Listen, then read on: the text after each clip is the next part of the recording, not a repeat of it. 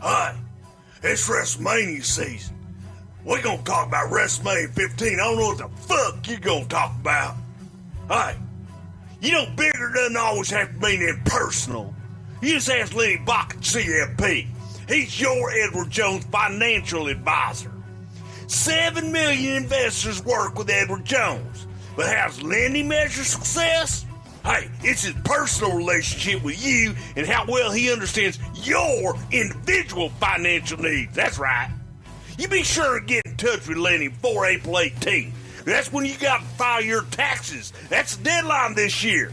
Now, Lenny wants you to contribute to an Edward Jones IRA or a Roth IRA by April 18th to take advantage of some tax benefits for 2016 and give your money more time to potentially grow for retirement. That's right, potential. To help make sense of your retirement goals for the April 18th tax deadline, call Lenny at 1-877-597-2661 for a free consultation. He'll talk to you. You just tell him that Bruce and Conrad told you to do it. Again, that number, it's 1-877-597-2661. Call Lenny now. He'll save you money. That's what he does. Edward Jones, making sense of investing. Member SIPC. Have you or someone you know been diagnosed with mesothelioma? You probably have many questions, such as, what should I do? Where can I get more information? RGT4Law.com can answer those questions and help you get the money you deserve. Call 855-RGT4Law or visit RGT4Law.com and fill out the simple form for a free consultation. Robert Taylor, RG Taylor II, PC and Associates, Houston, Texas. This is the MLW Radio Network. From the territories to Titan Towers to TNA and all points in between, he's seen and done it all. And now he's here to share the real story behind wrestling's biggest moments, controversies, and characters. The MLW Radio Network presents Something to Wrestle with Bruce Prichard. Hey, it's Conrad Thompson, and you're listening to Something to Wrestle with Bruce Prichard. Bruce, what's going on, man? Have you been doing anything interesting over the last week or so? I've been a little bit busy, man. Kind of making an impact here and there. An impact here or there. I'm picking up what you're putting down, pal. Let's go ahead and get all of the rumor and innuendo out of the way. There's been lots of speculation from a mutual friend of ours on his podcast that, without really saying so, he suspects that we're going to be shilling for a certain wrestling company. That is not the case. They're looking for the rub from us, not the other way around. Is that fair to say? That's pretty fair to say. So anyway, let's move along. We have got to go ahead and announce some big news, at least from my point of view. We're doing another live show. We said we were going to get through this one in Orlando first, but we're backing up on that. And well, there's a demand for it. Yeah, to my surprise, man, you guys are really into it. We're overwhelmed with the positive support we've gotten, even from some of our friends like Will Sasso and Rosenberg, who've recently put us over on their stuff. We really appreciate the opportunity to kind of spread the word about the show, and man, you guys are digging it. So you asked for it. You got it. Hit it, Bruce. Tell them where we're going. St. Louis. By God, they've got a Money in the Bank pay-per-view. They being the other guys. Okay. And the other guys. The guys. WWE. Come on. Oh, well, you know. And on Sunday, June 18th, they've got Money in the Bank in St. Louis. So you know what? They're also going to have a live Something to Wrestle with in St. Louis on Sunday, June the 18th. That's Father's Day, folks. So what better gift to give a father than a live experience with Bruce and Conrad? We're going to be at the South Broadway Athletic Club there in St. Louis, and it's real simple to get tickets. All you have to do is go where, Conrad? Notarib.com. We want to go ahead and mention to all you St. Louis listeners, we are coming because KFNS is bringing us. Dave Green has spearheaded this. We appreciate his support, and we're looking forward to being there. It's Sunday, June 18th, right before Money in the Bank, inside STL, and all the fine folks over at 590 The Fan, KFNS, are bringing us to town. And you get a 2-for-1 opportunity here. You get to come see the #1 wrestling podcast on the planet, and then one of the most fun wrestling pay-per-views of the year right there in St. Louis. It's at notarib.com.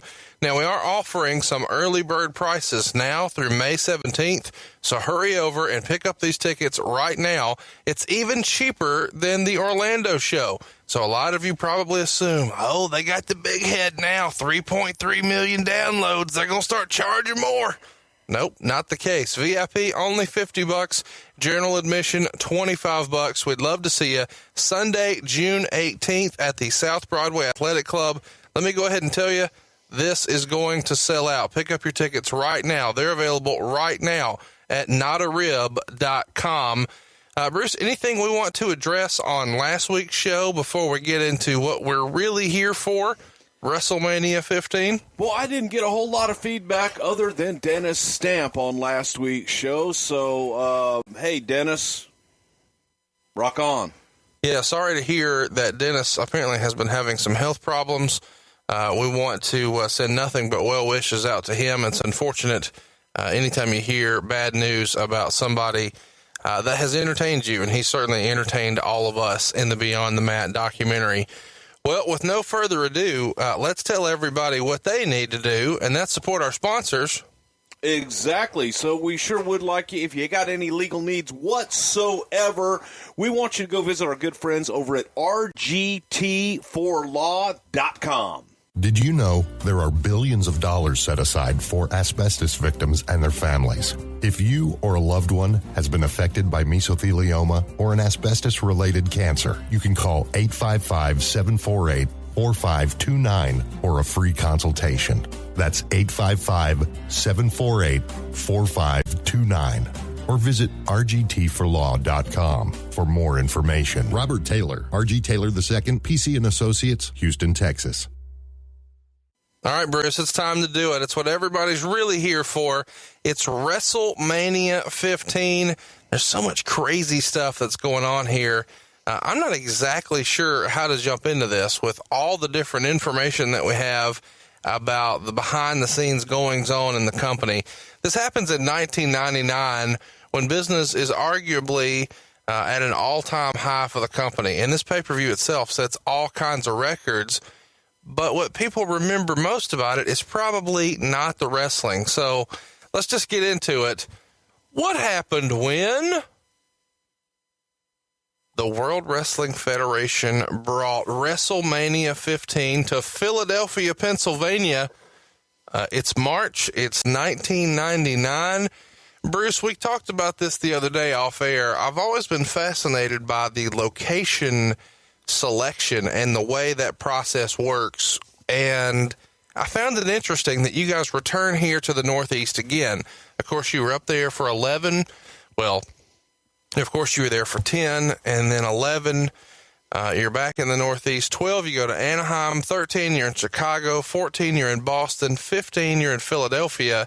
It feels like this could have been a time to pull the trigger on a stadium show, but we're in Philly, and we're not in a stadium. What's up with that? Wait, let me say it. What's up with that? What's up with that? I think that it goes back to, again, there were a lot of people that felt going to a stadium was riskier, and they wanted to have a smaller venue where they could make more money on the bottom line. And it felt like Philadelphia was a hot market for y'all just because it's the Northeast and they have rabid fans, or it's just a wrestling town? Philadelphia is a great wrestling town. It was always really good for the WWF, and it was someplace, like you said, rabid fans. They supported the product, they loved it, they were enthusiastic, and they deserved a WrestleMania. Well, I'll tell you what, it's 5 o'clock here when we're taping this, and I deserve an ice-cold Miller Lite. It is hashtag Miller Lite time, hashtag Miller time. Come on, get you some of that. Please, give me one. You want one too? Oh, yeah. I'll get you one. Here we go. Oh, yeah. Now it's hashtag Miller time. Oh, there you go. Cheers. There you go, because I love me a little bit of Miller Lite to just kind of set the tone, because I'm going to take a few of these to get through this podcast with you. Well, I have no doubt. But you know what? It is the best way to enjoy something to wrestle. And if you're at home and you're watching Wrestlemania 15 to commemorate this podcast, we encourage you to pop a couple of cold Miller Lights, that is, and tweet us pictures of yourself or video of yourself enjoying the podcast or enjoying WrestleMania 15 using hashtag It's Miller Time. And don't forget to tag at Miller Lite. That's at Miller Lite. Oh, yeah. And let them know that Bruce and Conrad sent you, by God. Good old Miller Lite. Gotta love it. Okay, so let's get into it. We're in Philadelphia, and I guess we should talk a little bit about kind of what was leading us to this match itself, or this series of matches, because there's lots of kind of twists and turns of how we get there. Let's start first with the broadcast team. JR's Bell's palsy here has him really suffering in late 98 and early 99, and there's not even a specific timetable for his return. When he does come back, though, he comes back to do an angle. And I kind of always thought this was kind of weird and out of place. He comes out on Raw and calls out Bart Gunn and then blames him for his Bell's palsy and slaps him. I guess that turns him heel. And then Dr. Death does a run in and gives Bart some German suplexes and beats him up. And the next time we see JR, he has Dr. Death with him. And in the middle of a show, they start getting a new announce table built right in front of Michael Cole and Jerry Lawler, who are also ringside, and he tries to announce in front of them.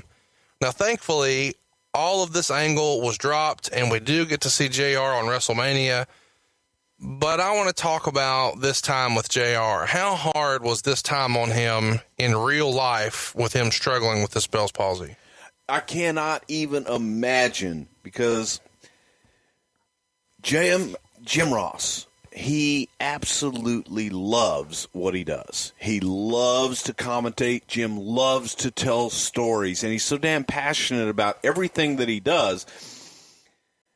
He was probably maybe seen by a lot of people to be over passionate, or some people might even say overbearing in his quest to get back on the air.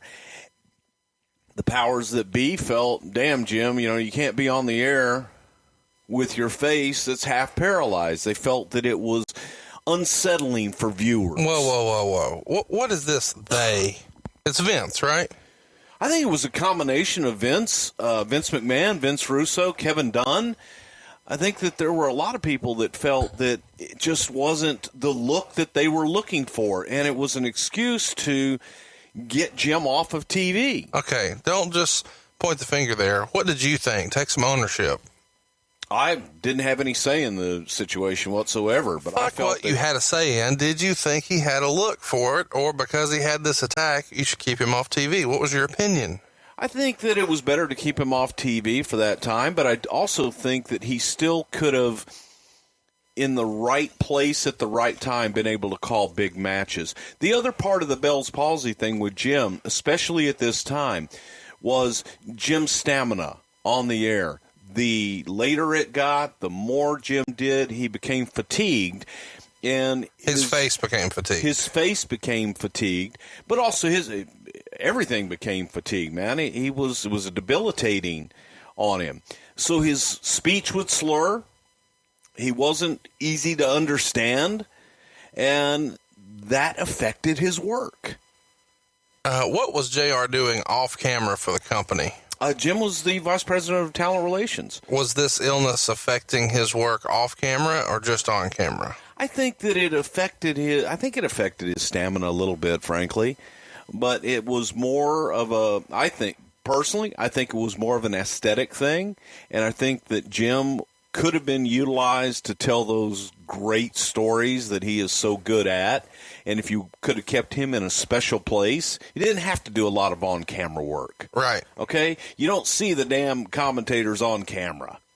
You don't have to see them a whole lot. And I think that there could have been something that could have been done to utilize Jim to do what he does best, and that's tell stories. So whose idea was it to turn him heel here? That feels like a Vince Russo idea. I believe it was. It was probably a combination of Vince Russo and Vince McMahon. Why was it scrapped? I don't think that the people bought it. People didn't want to boo JR. They loved JR. Yeah. Well, did you think him slapping Bart Gunn and blaming him for the Bell's palsy was in poor taste, or did you think it was fair game because it's wrestling? I think everything's fair game because it's wrestling, but I just don't think it worked from the standpoint of, number one, they love JR. Also, I think that the people kind of wanted to see Dr. Death too. Yeah. So they didn't have a reason to hate Dr. Death. Right. They didn't have a reason to really get behind Bart Gunn other than he had won the Brawl for All. Then he went away.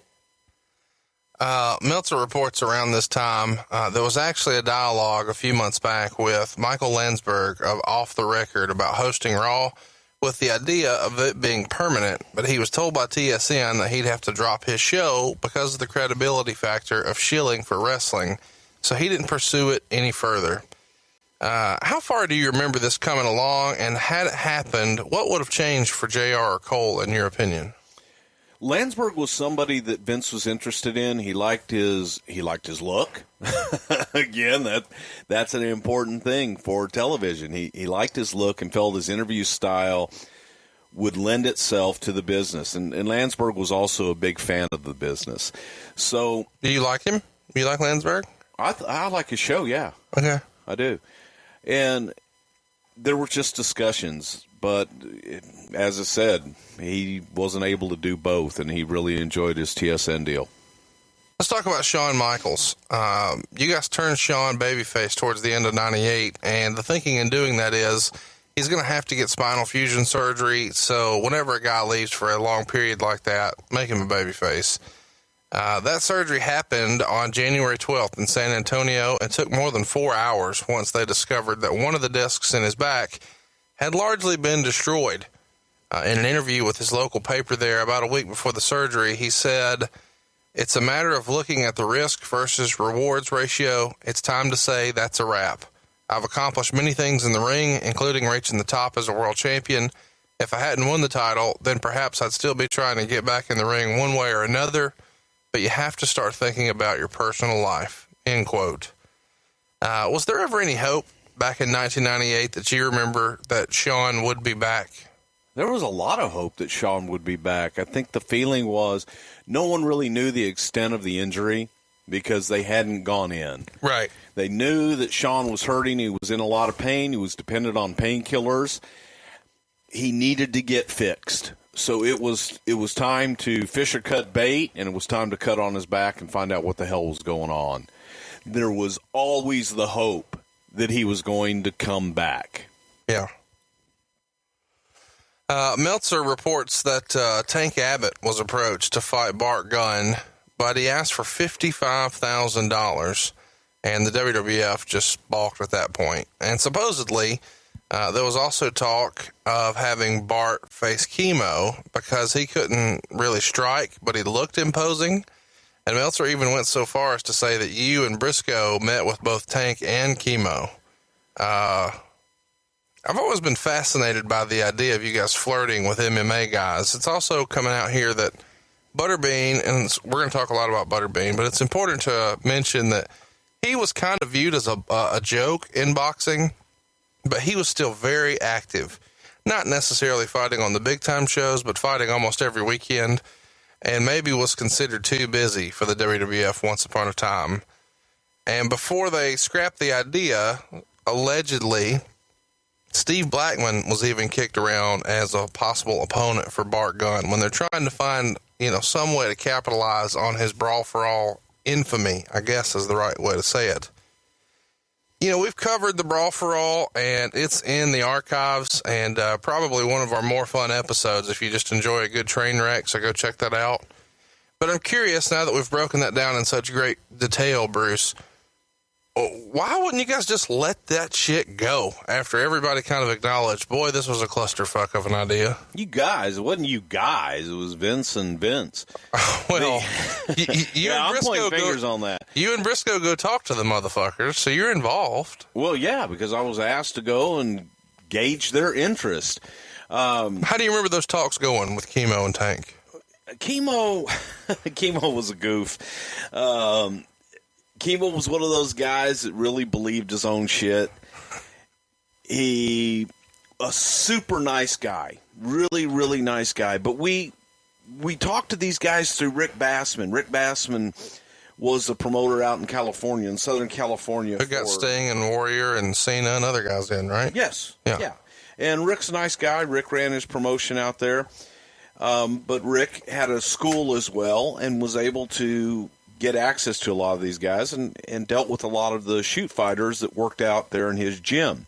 Chemo was one of them. Tank Abbott was another. So we went out, had a relationship with Rick, and we talked to Chemo first because Chemo had the most marketability. Chemo was the guy that, he came to the ring carrying the cross to the ring, and he was an interesting guy. And he was I'm not going to say he was a household name, but he was a big name in the MMA world. So we talked to him, but he just, I don't know. I don't want to say he didn't have any interest, but he sure as hell didn't have any interest in losing. There you go. So let's talk about Mark Kerr and Mark Coleman. And there's a tremendous documentary out there, if you haven't seen it, called The Smashing Machine. And it kind of follows Mark Kerr, but you learn a little bit about Mark Coleman.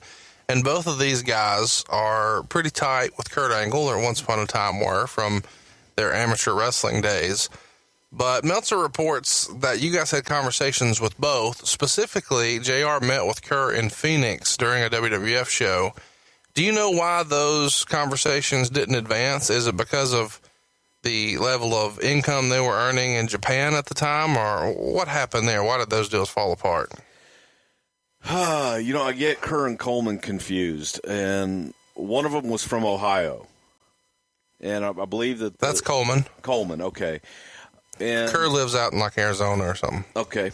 I remember that the one that was in Ohio, we met with them out there, and I believe he had an issue with drugs that just couldn't really be overcome. He was. Can you imagine a scenario where somebody does too many drugs for wrestling? Exactly. Well, he did, man. He showed up fucked up to the show. I remember Kerr that. is the one who really struggled. Yeah. Yeah. And that's the one. I really just get them both mixed up. They were both great amateurs and both great fighters, but they weren't interested in the entertainment side of the business. They wanted to come and beat up Bar Gunn. They wanted to beat everybody up. Sure. So it didn't go beyond that. Do you remember Tank Abbott asking for 55? Does that sound right to you? All those guys asked for exorbitant amount of money. You think 55 in that time was exorbitant money? It was exorbitant money for what they were going to be doing in comparison to what the other guys were making, yeah. I asked because there was an article in the Philadelphia Daily News that said Butterbean had signed a 2-fight deal with the WWF for $50,000 per fight and claimed the contract said that Butterbean would be pinned in neither match. Now, of course, when they say, he won't be pinned, I'm like, oh, God. And Floyd Mayweather got paid $30 million, too. So you don't believe that Butterbean got paid $50,000 for WrestleMania? I know he didn't. What did he get? I'm not telling you. Okay, half? No, I'm not going to discuss that. Well, you laughed at it. I did laugh at it. So it's probably $10,000. Hey, Butterbean made good, fair money, and we paid him what he asked. Butterbean's from Jasper. What do folks in Jasper say? What do they say? Roll Tide. It was rumored that WrestleMania will wind up being a 3-way deal with Austin, Rock, and Mankind. And one of the things that feeds into that rumor is that they're 3 guys who are going to be set to be on the cover of TV Guide. And I don't think, and this is they're doing this like the week of WrestleMania is when these TV guides are supposed to come out. And I don't think a lot of younger people who are listening right now, Bruce, can really grasp what big distribution TV Guide had, because now people are just spoiled with, you've just got everything kind of on screen, guide. I don't even think that my children even have a clue, like you say, what the hell a TV Guide is. Well, once upon a time, you could get your television, lineup locally. You could get a few channels in your newspaper every day. But if you needed like all the cable channels and you wanted to know what was on all of those, you had to get the TV Guide. It was the only place to get it. Right. This thing had millions and millions. It was way bigger than any newspaper or traditional magazine. And the TV Guide was there at the checkout counter. Absolutely. So whenever you checked out at the grocery store, you checked out at Walgreens or Eckerd Drugs, or wherever the hell you were. Walmart or Target or wherever. Wherever the hell you were, man. Is you were checking out that last the gas station. It was everywhere. Was everywhere. TV Guide. So for us to have the cover, and we didn't just have one guy on the cover. You had was four. another unique deal. So they were collectibles. Right. You could get Stone Cold Steve Austin. You could get The Rock. You could get Mankind, or you could get Sable. So you had these 4 collector's editions of TV Guide, and people wouldn't just buy one for the TV Guide itself. They were buying it for who was on the cover. And so it was a neat promotion. It's a really big deal, too. I'm curious, though. We're going to talk about him a lot on this show, I'm sure. But when was Mankind figured into the main event, and when did those plans change? See, I don't know that Mankind was ever figured into the main event. I do know that Vince Russo really wanted to have Mankind in the main event. He wanted to have a triple threat and have Mankind in that mix. I don't think... Can I freestyle a guess that Mick was fucked up physically and just couldn't do that? Mick was, I believe, he had either knee... He had a knee injury, okay. And he had just gotten massacred in the head a couple of months before. I just think that Vince McMahon felt that the one-on-one Rock and Austin was the attraction, that the single match was more of an attraction than spreading that spotlight over 3 guys. So and he probably felt that way because, and now this seems crazy to think about, but at that time, there'd never been more than just a heads-up match in the main event of WrestleMania. I believe so, yeah. There had been the tag match, you know, of course, at WrestleMania 1, but moving forward, it was all mano-y-mano. Right. And the idea of involving Mick in the match in the referee role, that was bandied about. So that's how they got Mick into that match. But I do believe that where that comes from is I believe Russo really wanted to have that as a triple threat match and keep Mick involved in the title picture. Do you remember Mick being disappointed or upset that he wasn't involved there? Sure. I mean, that's your goal. If you're in the business, you want to main event WrestleMania. To be a part of that and be a part of that issue is big time deal. No, it was a big time deal. And there's so much about the business in 1999 that's on fire. I mean, we're going to spin off into all kinds of crazy. The next big one was the big jump from WCW to the WWF for the Big Show, Paul White. His contract started on February 10th, and his first appearance was at the Toy Fair for the WWF, but he debuted in-ring at St. Valentine's Day Massacre. That show broke every in-your-house record ever, doing a 1.21 buy rate, and it did $5.79 million as a company gross for the pay-per-view, which I guess isn't surprising when you consider that it was headlined by Vince McMahon and Steve Austin in a cage. So pretty solid at the time if you're trying to sell tickets. Meltzer reports here, and this is, I guess, the big question that I wanted to ask about this because there's been so many tweets about it. Quote, he may also be held off because due to the major liposuction, he's been unable to train, so he's not in good condition, and he's still way too heavy, and there's a school of thought that there is no point in rushing his debut until he's gotten himself into top shape since so much is being invested in him when business is so great with him or without him. This is confusing. Goddamn pronouns, pal. Big Show. Who'd you think I was talking about? Well, it was all these he's and hims. Pronouns, pal. Goddamn. Okay, well, fucking tell that to Dave, okay? I'm just trying to give the man credit. I'm not going to give him credit. He's phenomenal. Quit picking on him. Fuck him. Him. See that? Pronouns, pal. Damn. The major liposuction. Rumor and innuendo? No, I think Big Show had a lot of liposuction in between his time from WCW to come to WWE. Vince asked for that? No. Show just wanted to do it on his own? I think Show wanted to. I think Show was looking for a shortcut, frankly.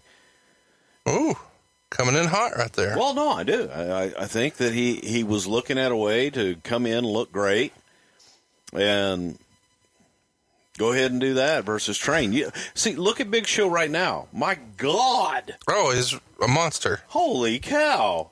He looks like a giant Superman with abs. It's insane. But at the time, Show was looking for a quick fix. He was not in shape when he came in. He hadn't worked out for a while. So, but also Vince wanted to get him in our ring, get him acclimated before he was going to put him in the ring to wrestle. When he debuted on Raw after the pay-per-view, Meltzer wrote, quote, "He's had a lot of fat sculpted from his body, but he still looks like he hasn't slept in a week. Instead of the fire-breathing, fierce giant they're looking for, they've got this tall, burned-out-looking, overgrown high school partier. The company has impressed upon White the idea of dropping weight, actually down to below 400 eventually. They are calling him Big Nasty Paul White." So, a lot to cover there, Bruce. First of all, what happened to Big Nasty? Why did he like Big Nasty? Because this is a McMahon deal. That's not a McMahon deal. McMahon always wanted to call him Big Show. Nobody ever wanted to call him Big Nasty. Well, I take it back. Big Show wanted to call himself Big Nasty. Big Show wanted to be Big Nasty. That's where that comes from. But Vince... As opposed to Big Sexy? I guess. I don't know what the hell that came from. But Vince McMahon always had, and everything was done for the Big Show. Not Big Nasty. Why do they call him Paul White so much? That's another... I don't get it. Maybe to differentiate him from the Giant, to give him a real name. But the funny thing about that is, before Big Show started, the speeches that we got from Vince McMahon talking about, we don't refer to him as the Giant, because that's what WCW called him. Yeah. My God, he's the Big Show. And get over the Big Show name. It was... Now, it's just second nature. He's Big Show. It is, yeah. It has become his name. At the time, the Big Show, it sounded funny coming out of your mouth. It does. Now we take it for granted. But that's repetition and Vince's way of constantly reminding people of a name and how he Why gets move it over. away from the real name? I mean, I know you could say, oh, well, then we own it, blah, blah, blah. That is why. But you start him with it. Why not fucking roll with it? See, I don't understand why the hell they started with it. Yeah. They started with it and dropped it. So you don't know what changed? I think Vince finally just getting into everybody. There was these movements sometimes of make it real. It's like Diesel. Well, hey, I'm Kevin Nash, Diesel. I played at the University of Tennessee. Let's be real. Fuck that. You're either Paul White or you're the Big Show. Yeah. Paul White, the Big Show, takes way too long to say and introduce. So just be the damn Big Show. And I think people were getting mixed messages sometimes. If you thought the dude was too heavy, why sign him for more money? What do you mean sign him for more money? Well, They brought him in with a huge contract for many years. Well, yeah, that's what I'm saying, though. Like, he wasn't making shit in WCW by comparison. And so now you guys are going to sign him for a lot more money. If you know that they don't have a big money offer, or you suspect they don't, why do you come after him with so much money if you think, well, goddamn, he's got to lose all this weight or we can't even use him? Why pay him so much if you don't think you can use him? Well, there was a weight clause in his contract, first of all. So he did have to make weight. And there was a weight clause, and yes, Big Show did get heavy, and yes, he was sent down to Louisville over the years to go and drop weight and get in shape.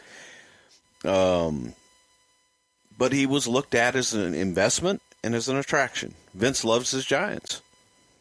Meltzer wrote that the deal to bring him in was put together by White's agent and the help of Bushwhacker Luke, of all people, who acted as a little bit of a liaison to keep Vince from looking like he was tampering. Supposedly, the deal is 10 years for nearly $1 million a year, and Hogan even advised Paul to take it. How do you remember the deal coming together? Luke helped out in that, I believe. Jerry Briscoe helped out in that. How fucking random is that? What's that? Just that Bushwhacker Luke's brokering deals. I don't know. I just think of him as, whoa, yay, Hey, big show. Hey, mate, fun douchebag. Sorry, that's one word I learned from Bushwhacker Luke. Douchebag. But he was a power broker in the wrestling business. He had been a booker for years, a Tampa guy, so he knew everybody. We had to be very careful. We had to be very careful how we approached talent, who approached talent, what was said. So, yeah, he had an intermediary, his agent, Jimmy, nice guy, that we went through.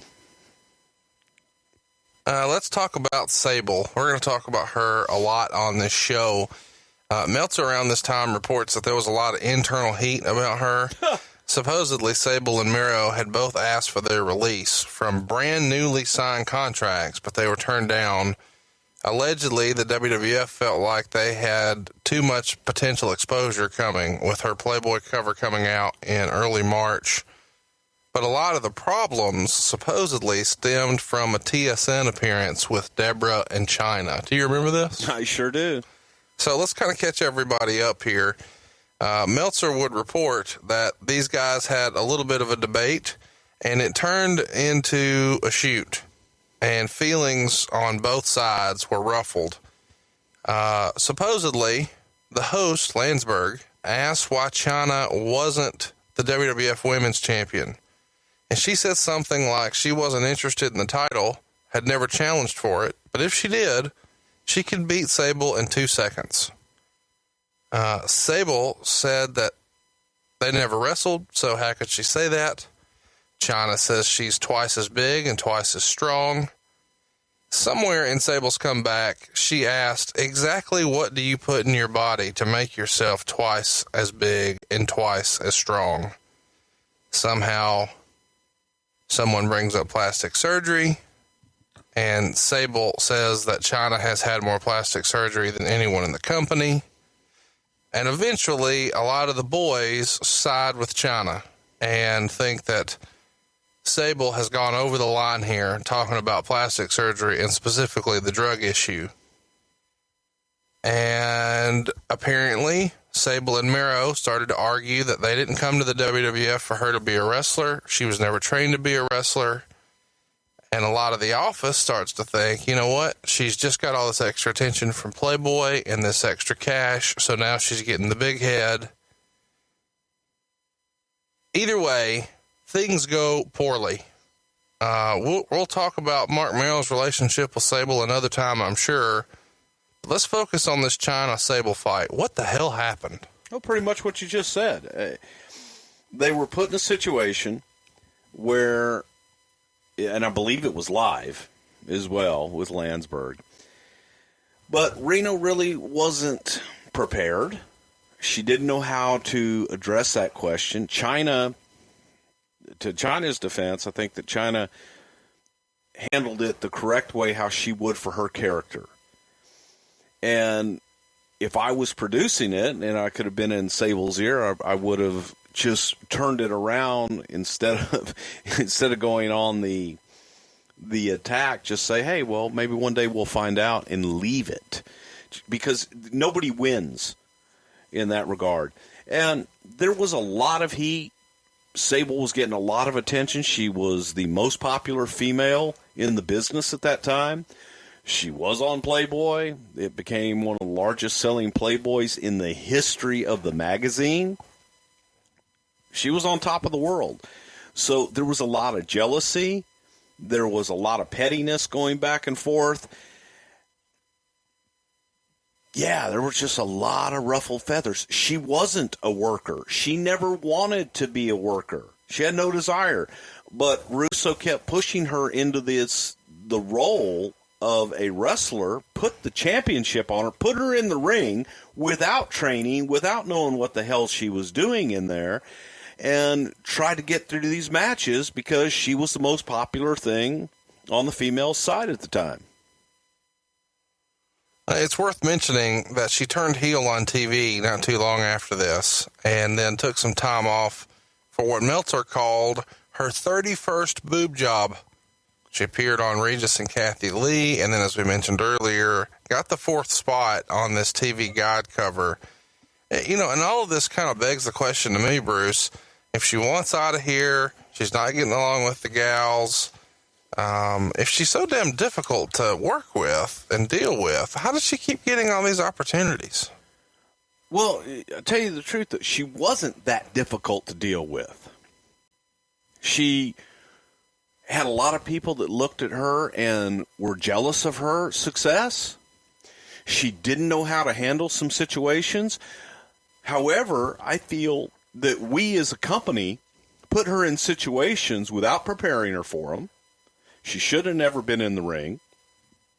She didn't train. She didn't want to. We should have protected her in that regard. Instead, we just threw her out there. Because she was popping a rating because people wanted to see her. You damn right she was. Yeah. And she made a lot of money from merchandise. She checked all the boxes. Yeah. So they put her in a situation that it was a no-win situation for her. Right. So it wasn't. But how did she alienate herself from all the boys? Mark helped. Mark kind of helped in that a lot. Mark became almost a stage husband. Yeah. Suitcase pimp. Yes. Yeah. And he alienated a lot of the guys. But the boys, and she kept to herself. If you know Rena, if you've ever been around her, you'll see that she is very quiet. She doesn't socialize with a lot of people. She doesn't, get out there and just jump in the conversation. So she didn't hang out with the other girls. She wasn't a wrestler. She didn't particularly like being in the ring. But they kept putting her in there. And you put her in there with girls that are on the roster like Jacqueline, who's a hell of a worker, Luna, and people that love being in the ring. There's a lot of jealousy going on.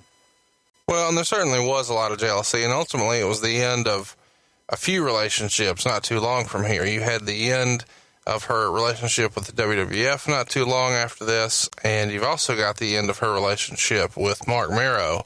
They didn't have too many more anniversaries after that, did they? No, they didn't, but I tell you what, if Marrow had only gone to proflowers.com, he might have just saved that whole thing. And you know what? If you've got an anniversary coming up or a birthday, any kind of celebration, somebody has a reward, somebody does something great that you want to reward them, go to proflowers.com. Support the show, folks, because right now at Pro Flowers, they've got a special offer just for our listeners. You can get $10 off any purchase of $29 or more. All you have to do is use our code WWE at the checkout to get this special deal. So you got that anniversary coming up, or you just want to surprise your wife or your girlfriend with a special, beautiful gift, go to proflowers.com. Use the special code WWE at the checkout. Get the special deal and support the show. Something to wrestle with. We would greatly appreciate it. Proflowers.com will appreciate it. Use the code WWE. Save $10.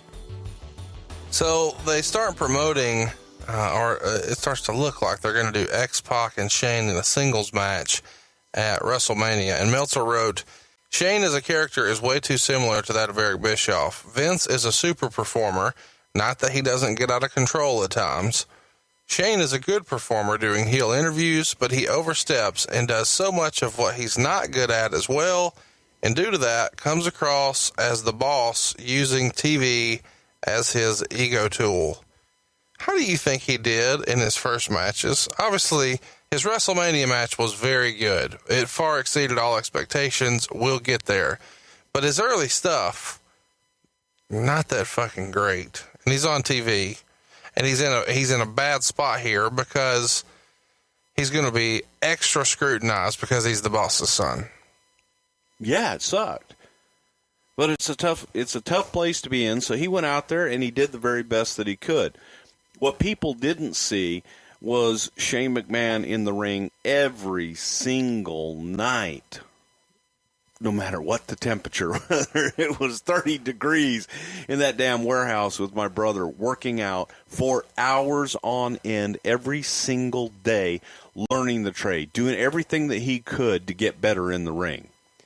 So I got a lot of respect for Shane. He was put in the position, didn't have what everybody else had, years and years of experience. He was thrust in because of his name and who he was. I thought he did a great job considering. Yeah, and I mean, at WrestleMania, he hits a home run compared to what everybody expected. Meltzer even says that Shane did take it seriously and trained every single day with Prichard, the good Prichard, not you, leading up to the WrestleMania match. So, what the fuck? Somebody laughed at I can that. be a good Prichard. Yeah, my brother Tom was laughing at that, going, fuck him. What was that old line? Oh my God, it's your favorite fucking line. I'd take a bullet for Tom. I'd put one in Bruce. Yeah. Yeah. Well, you love that one, don't you? Well, here's the deal. Everybody knows you're the Prichard with a gun. I mean, it's available in the archives now. Why Bruce got fired. Go check it out. Double fuck you. Recapping the match from February where Rock won the belt back from Mankind in Birmingham.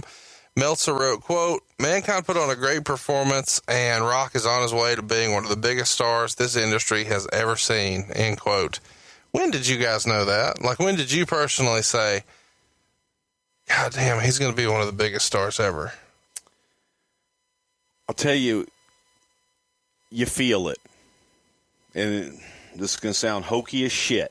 I knew the first time I saw him. No, I'll tell you, no, it wasn't the first time I saw him, no. I knew the first time I saw him that he was natural in Houston, Texas, when he came in for his tryout. But the first time that I went, holy shit, man, that kid is going to be special, was in the warehouse, and he was in the ring and just jumped up on the second rope in the corner and looked out in an empty warehouse. But pretended. And he just had that it. But I remember that moment. Had the swagger about him. He had, yeah. And from University of Miami. My brother Tom trained him. And Tom would always say, when I would get on Tom about, man, when you're out there tooting your own horn, talk about the people that you've trained, from Kurt Angle, The Rock, Mark Henry, all these different guys, Vince, Shane, these different people. He picks Rock out and says, you know what? I didn't have to do that much with Rock. He had it. I just showed him where to put it. Wow, that's a great line. So Rock always had it. It was inside of him. He just needed somebody to teach him, where to put it. Where to put it. Yeah, this is not the Sunny episode. This also is around the same time that Mankind lands the Chef Boyardee commercial we talked about on the Beyond the Mat episode. Obviously, we've already kind of ran through how the Chef Boyardee commercial kind of came together for Mankind, but it seems like a weird person to have endorse your product. You know, just as far as the character goes, Mick's a great guy, but I mean, just the character endorsing. Like, I guess if he could do it for ravioli, could he do it for mortgages?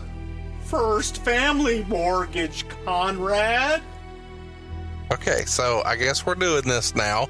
What's the website to go to save money on your home loan, Mankind?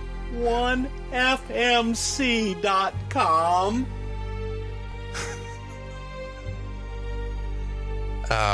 It doesn't matter what your credit is.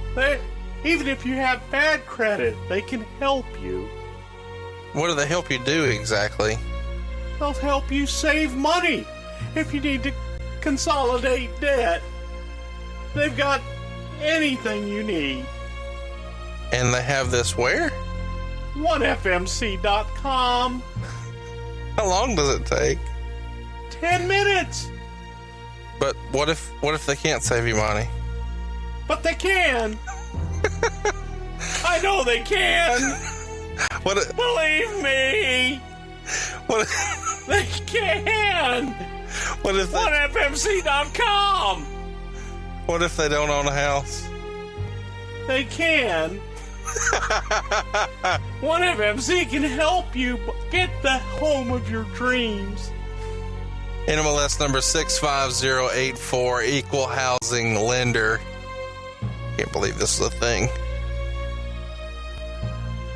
Also available now in the archives. This is around the time. You got another one of those Miller Lights? Hand me one of those Miller Lights. I think it is hashtag Miller time. You know. If you're enjoying the podcast, don't be scared to tweet the show and tag Miller Lite. And don't forget to use that hashtag. Hashtag it's Miller time. Oh, yeah. Oh, that's cold. Man, it's good. Thank you. The WWF here is arguably at its most raunchy. And it even gets coverage, I guess, everywhere. USA Today, Inside Edition, Politically Incorrect, Outside the Lines, Nightline, everywhere. And they kind of recap all the bad stuff, where Hunter asked a lady to take her top off at a house show. Chyna had her breast grabbed on TV. A blew Mark Henry.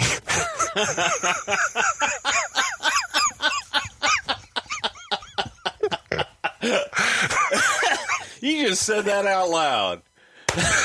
Oh, God. Oh, God. And then there was the blue Mark Henry, folks. We eased up. Chyna got her breast grabs. Blue Mark Henry. The Godfather's hoes were lifting their dresses and bending over. Deborah was in the bra and panties. Road Dogg was wearing 420 shirts. And Phil Mushnick even reports that the WWF floated the idea of having what they called accidental nudity at the WrestleMania pay-per-view. And they got on a conference call with M&M Mars, the corporate sponsor of the show, and at least one cable executive, and both vetoed the idea. True or false about this accidental nudity? And hypothetically, who would it have been? I have no idea. I have no knowledge of anybody asking for accidental nudity at WrestleMania. I did accidental nudity in the UK on a pay-per-view one time. That's what I want to talk about, because I know this happened at least twice with Miss Kitty and Jackie. Yeah, but Jackie was the only one that was ever planned. Miss Kitty was went into business for herself. Yeah. There was only one that was planned. That was in the UK, and we had the blessing of the folks over in the UK. So let me ask Jackie, this. And Jackie was completely cool with it. Let me hear, hypothetically, if Vince were to pitch Miss Jackie on, here's what I need you to do, what would that sound like? It wasn't what he needed her to do. Jackie, as you know, here in the UK, they're a little more brazen, and they've got you've seen Benny Hinn, and they've got a lot of nudity in the newspaper and things of that nature. Would you have an issue if, perhaps in the middle of the match, that your top might come off? And she was cool with it. She's like, yeah, I don't care. That wasn't nearly as fun as I hoped for. I'm sorry. I mean, but that was it. I mean, that was actually the shoot conversation, because I was there. Well, damn it. This is a podcast trying to be entertaining. What might it have sounded like if he was trying to be an entertainer? And then from there, you're on her shoulder, and bam, your tits pop out. And the world gets Jackie's tits. Is that better? Thank you. Okay. Now, of course, Meltzer... Chocolate titties! I wasn't ready. This could be our last show, folks. You never know. What? This might be, we might be going out I love with a bang. Jacqueline, man. Jackie's one bad bitch. Shorty agrees. As far as the short term goes, the public has spoken with these words. The raunchier, the better. Raw pulled its all-time record rating on 3-1, doing a 6.32 and a 9.6 share. Meanwhile, Nitro did a 4.32 and a 6.4 share. Although over the head-to-head period, the Nitro rating was 3.87 and a 5.9 share. There was no period head-to-head where the ratings were competitive. That's word for word from the Wrestling Observer. So this kind of begs the question to me, Bruce. Who introduced raunchy, and when did Vince get on board with it? I don't know the time frame.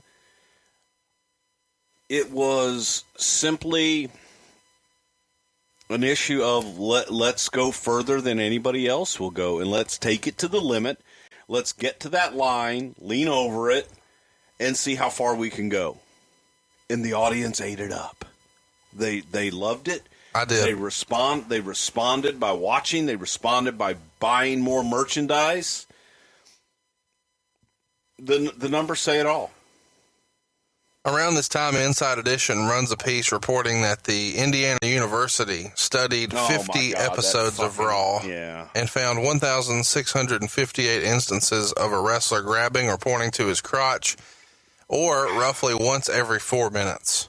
434 references to the phrase "suck it," 157 instances of giving the finger, etc. And it's quoted as saying, "Bringing these figures up to an argumentative Vince McMahon was a pretty strong segment.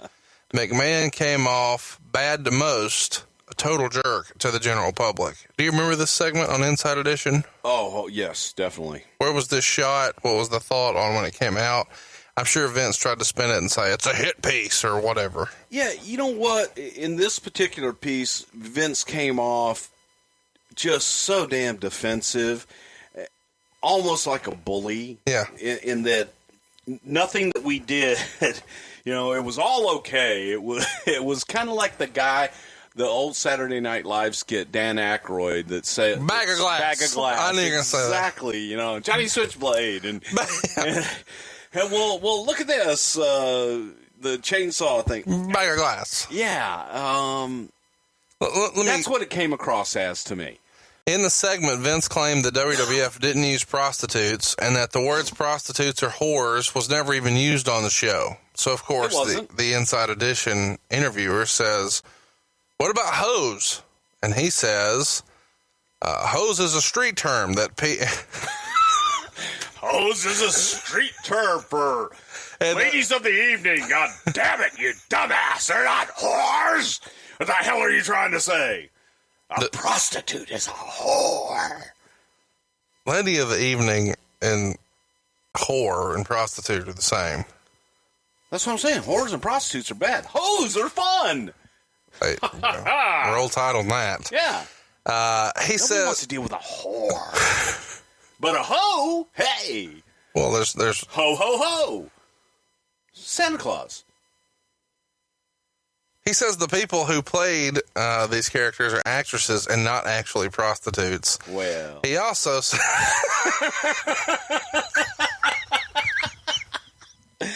kidding, folks. Hey, I had to hire them. how would Jerry Jarrett line up the prostitutes? Well, you know. You know. You want to do what? Huh? To my pee-pee? Oh, God. Oh, dear. So any question as to whether or not we were going to continue mocking Jerry Jarrett is out the window. Well, you know. This show's a lot more fun when we're having a lot of Miller Lite. Miller Lite makes everything more fun. Hashtag it's Miller time. Roll Tide. He says there's no satanic references on Raw and that nobody dies and nobody gets raped. Do you imagine when you start with this company in 87, you're even going to be discussing shit like this? Whores, prostitutes, raped, murder. Nobody got murdered. No, I know. That's what he said. No one dies. No one gets raped. There's no Satan. Just hoes and suck it. Yeah, no insertion. Oh, gosh. Were you ever embarrassed to be involved with the WWE? Never. Vince is in you know what, man? You asked that question. No, I was proud of my time there. I loved it. I there was nothing to be embarrassed about. Nothing. We're gonna find out on this show. Oh shit! Oh hey, we'll get there. God damn it, Bruce. Foot, mouth, insert. There's no insertion, pal. He's on the Daily News, heaving Vince McMahon. You want to touch my what? Ripping his critics, saying they have no sense of humor, and he says, quote, "Lofty politicians out of touch, moral crusaders who don't have a clue, and egghead professors with flimsy studies treat the common man with contempt." And whores. Oh, sorry. Dude's worth hundreds of millions of dollars, and He's talking about the Common Man. He argued that a lot of kids don't really watch, and that's hilarious, and that Livewire and Superstars were edited to be more kid-friendly.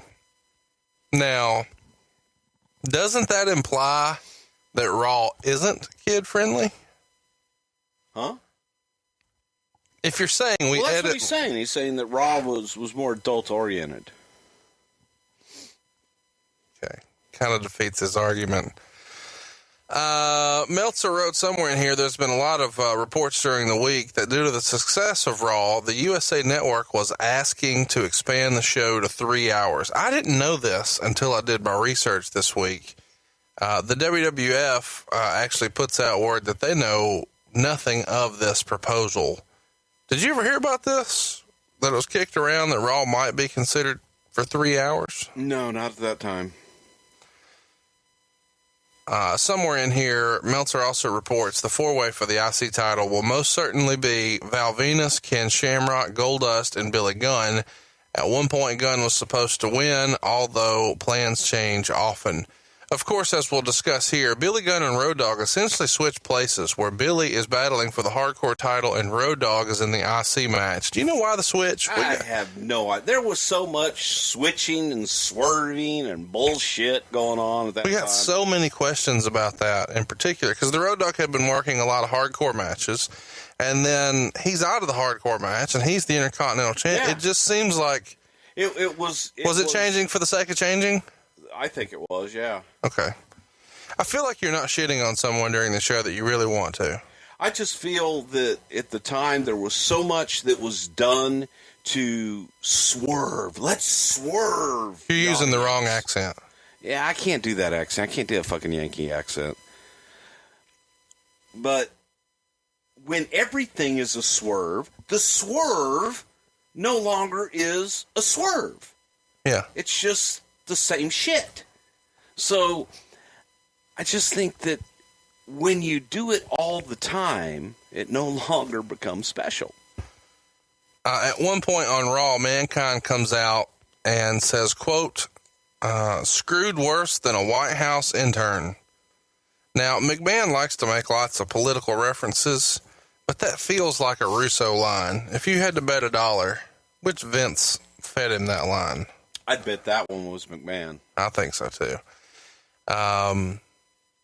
They introduced the Mean Street Posse on a segment on Raw, and Meltzer wrote, they show a video showing Shane's friends talking about what a tough street fighter Shane was growing up on the mean streets of Greenwich, Connecticut, while showing BMWs and Porsches all over the road. It was pretty funny.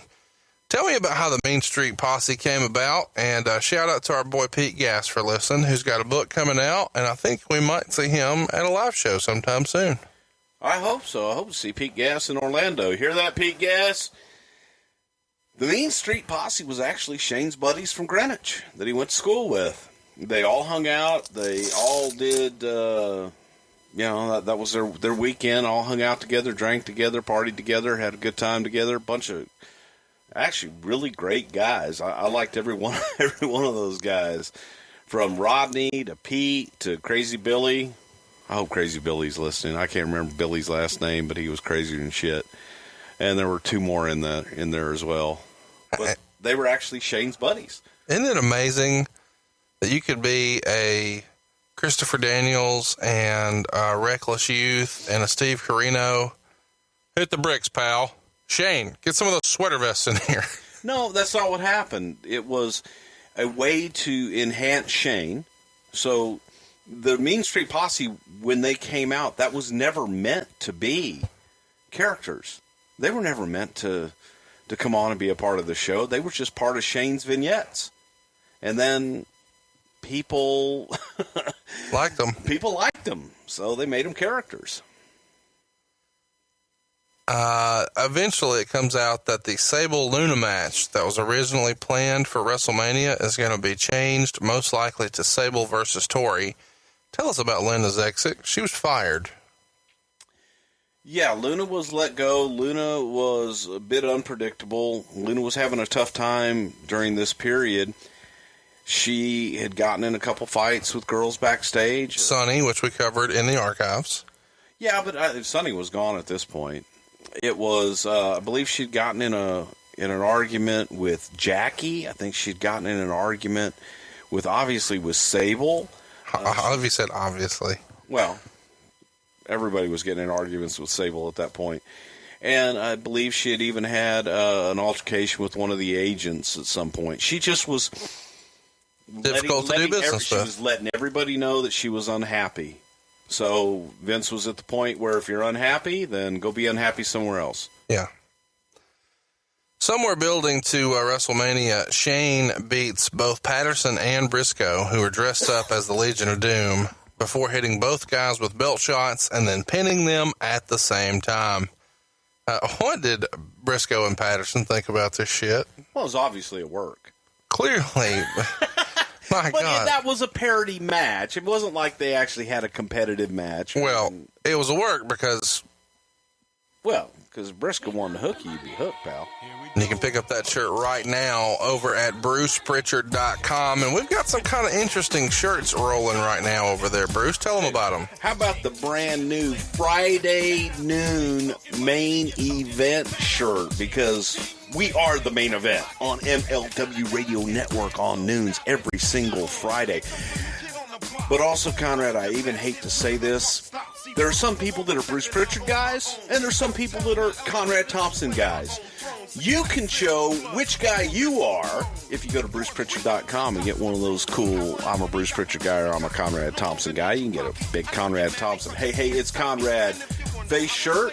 But my favorite, the one that you get to see on Impact Wrestling this past week, I used to be over.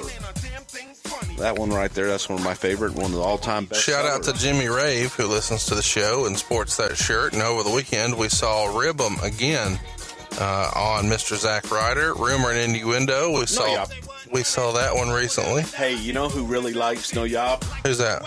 Alberto El Patron. I told him the story, and he finished the story for me about his uncle, Mil Máscaras. And maybe if you haven't checked it out in the archives, you could get the... I'm fired!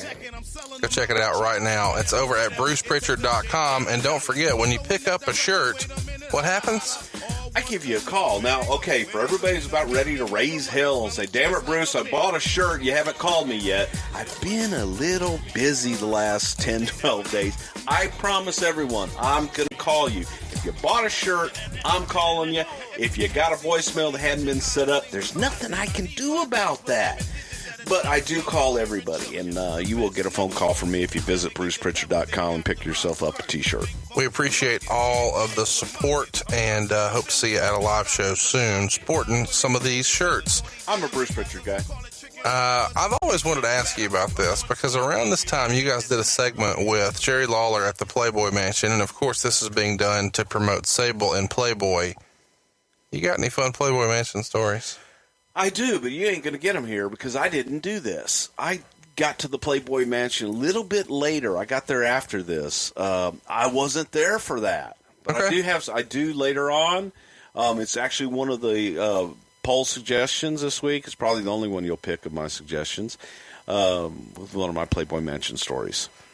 Let's talk about Nicole Bass. She was not in Playboy. She was signed to a conditional developmental contract leading up to WrestleMania, and Meltzer wrote, quote, she may be a bodyguard for Sable or an opponent for Chyna or play the role of a kickboxer who had a sex change operation. I have no idea where that comes from. No idea where he says the WWF did a casting call for women wrestlers for a proposed Glow-like show this past week in Los Angeles. We'll talk about that in a few minutes. Let's drill down on Nicole Bass. Tell me about Nicole Bass. And first, we should mention she's passed away this year.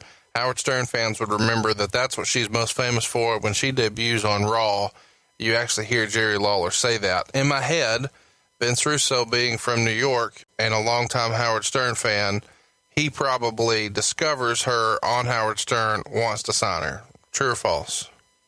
True. Tell me about working with Nicole. I hate to speak ill of the dead. I really and truly do. I didn't know Nicole. Nicole was a very sweet woman. Very, very sweet. Very nice.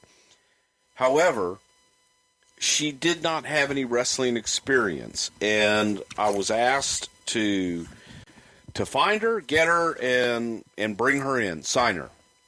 She was in the process of suing ECW at the time.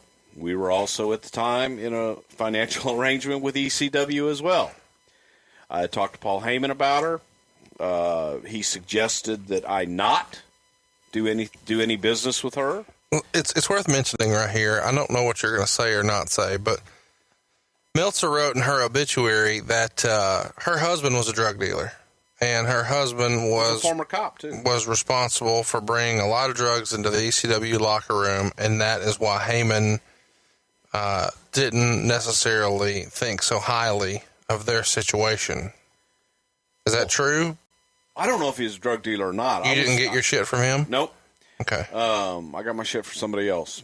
But he was allegedly a former New York City police officer. Now, I heard the same things from Paul Heyman, but I know Paul's rub on her was that she sued him, and she sued ECW. For? I don't really... Wrongful termination? I don't remember. She sued the WWF for sexual harassment and accused Brooklyn Brawler, of all people, of sexually harassing her. Now, that's hilarious for a few reasons. You could figure them out on your own. Nicole was just... It was a bad hire. It was... Russo liked her, I guess, from the Howard Stern thing. Well, she had a phenomenal look. She had a great look. She had a tremendous look. Yeah. But she had no skills in the ring at all. She couldn't talk. Plus, she was extremely dangerous in pretty much everything that she did in the ring. Wait. You guys didn't have a problem doing that for Ahmed Johnson. What's the difference? Ahmed was at least trained. Really? Yeah. Who claimed that shit? Michael Hayes. No, he didn't. Yeah, he did. No, he didn't. That was Michael Hayes' guy. Is this a rib? No rib. Not a rib. You can get that one at BrucePrichard.com, too. But Nicole, in my opinion, was just not a good fit. Wasn't a good hire. And I wasn't real happy about that one. But, by God, I got her signed. I was asked to do that. Any of the boys have a fetish for her? God, I hope not. That's hurtful. I'm sorry. In March, Stone Cold came out on Raw driving a Coors Light beer truck and sprayed beer all over Vince, Rock, and Shane.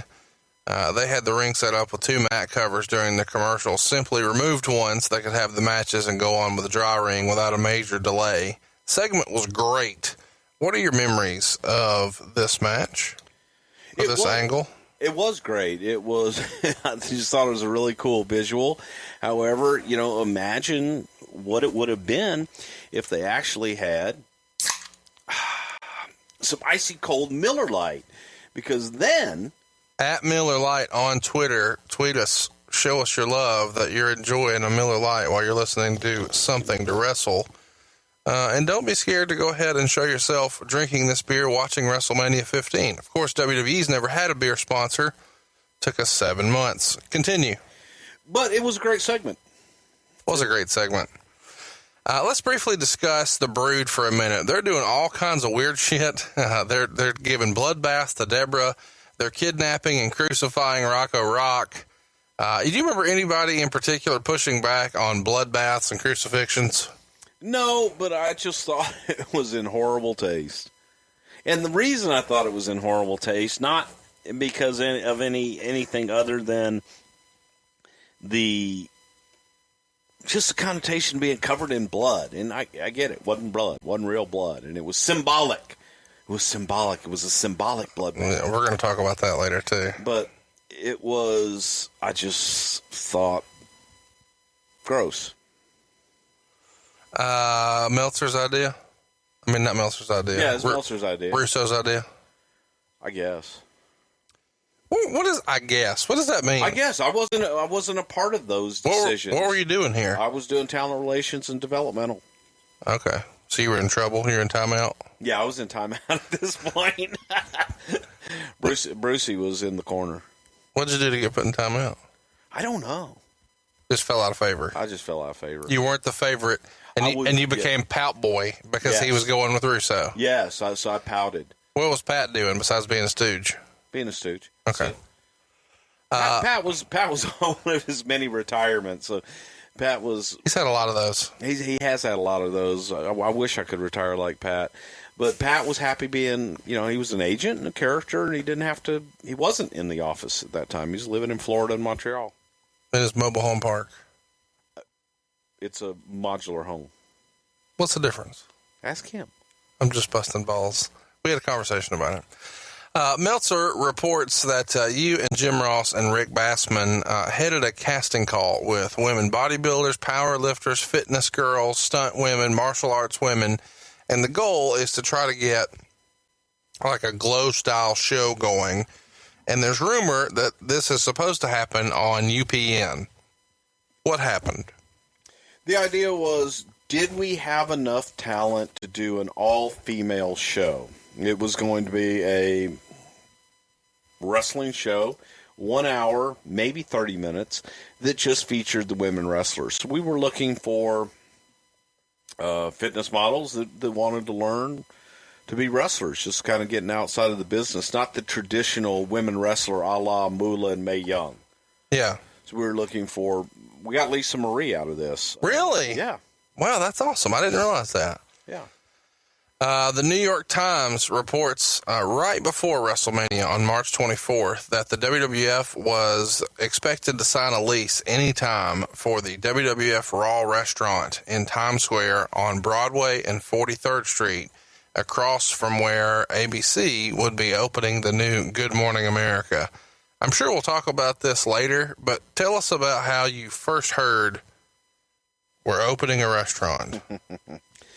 No, it wasn't a restaurant. It was an experience on Times Square. It was a WWF experience, complete with restaurant and merchandise store. How much steroids did they use on the chickens?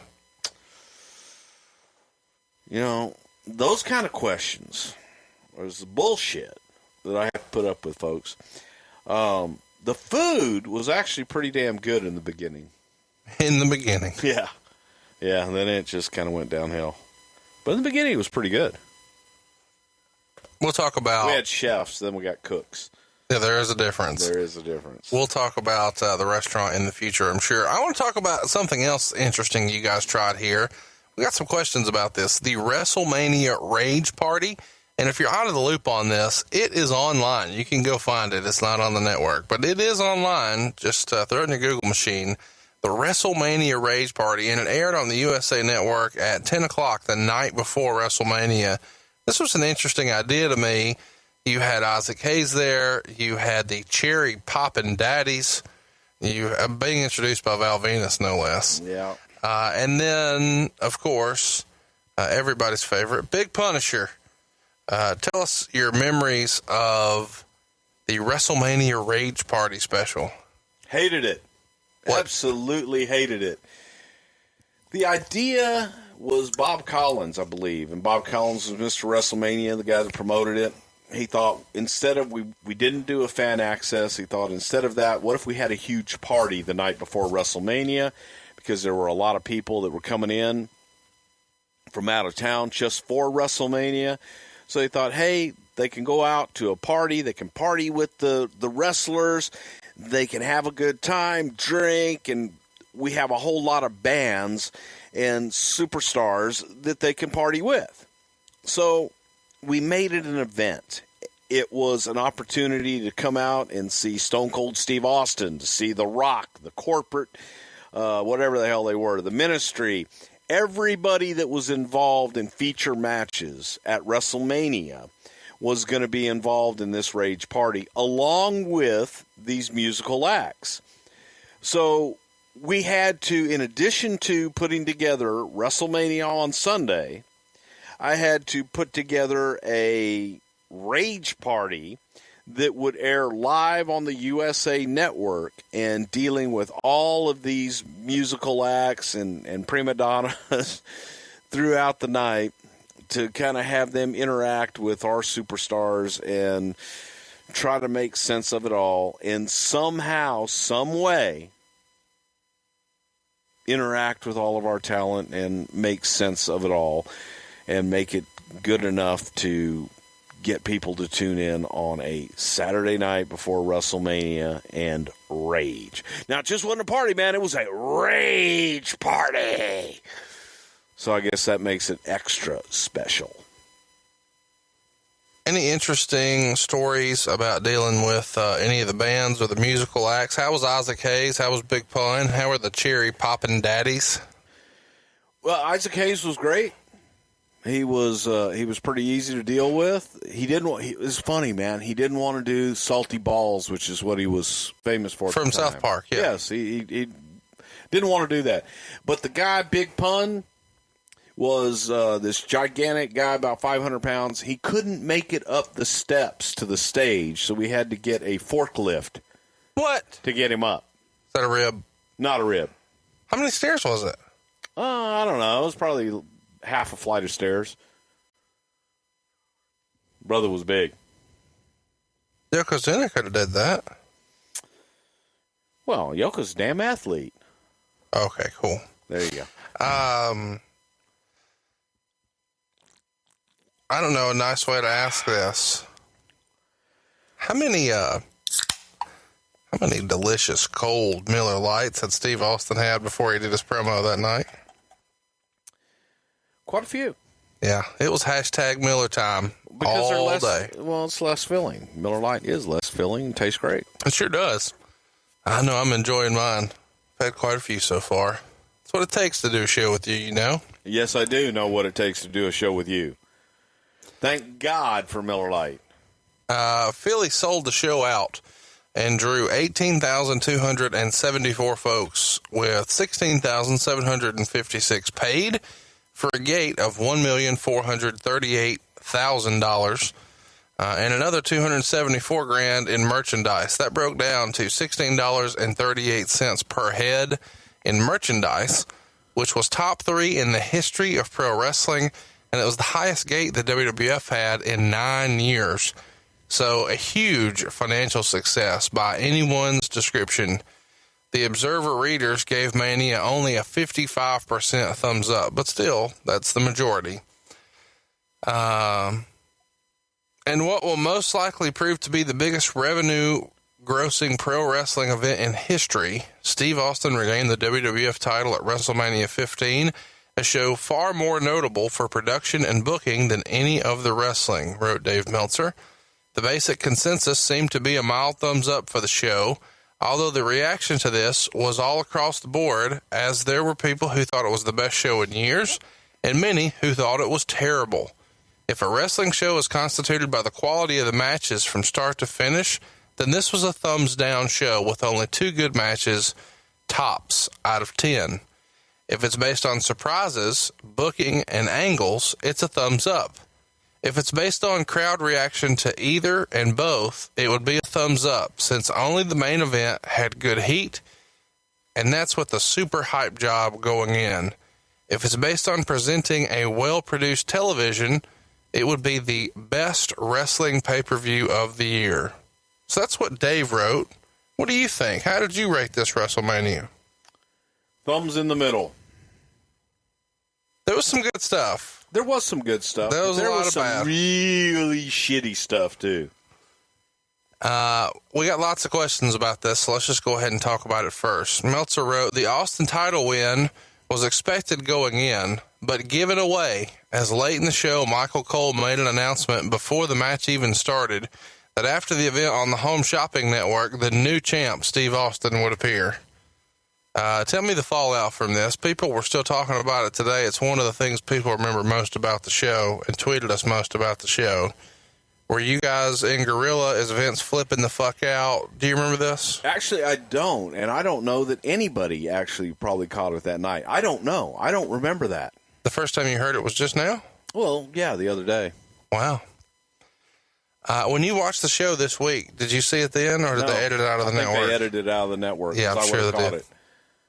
Let's talk about. Maybe it was there. I just missed it. Let's talk about the live event, the dark matches and such. Jacqueline pinned Ivory after 1 minute and 24 seconds after a back suplex. Terry Runnels came out, and after the match, Runnels burned Ivory with a cigar until Torrey ran in for the save. Kevin Kelly then told the kids at home not to copy the moves from these trained professionals. Who decides that this disclaimer is necessary? Well, it was on Free for All, so it was being broadcast out there. It was actually being broadcast on the USA? I think this was being broadcast on that old TV Guide channel that's now Pop TV. Oh, okay. That, they would do the TV Guide channel was Pop TV? Yeah. I didn't realize that. Honest.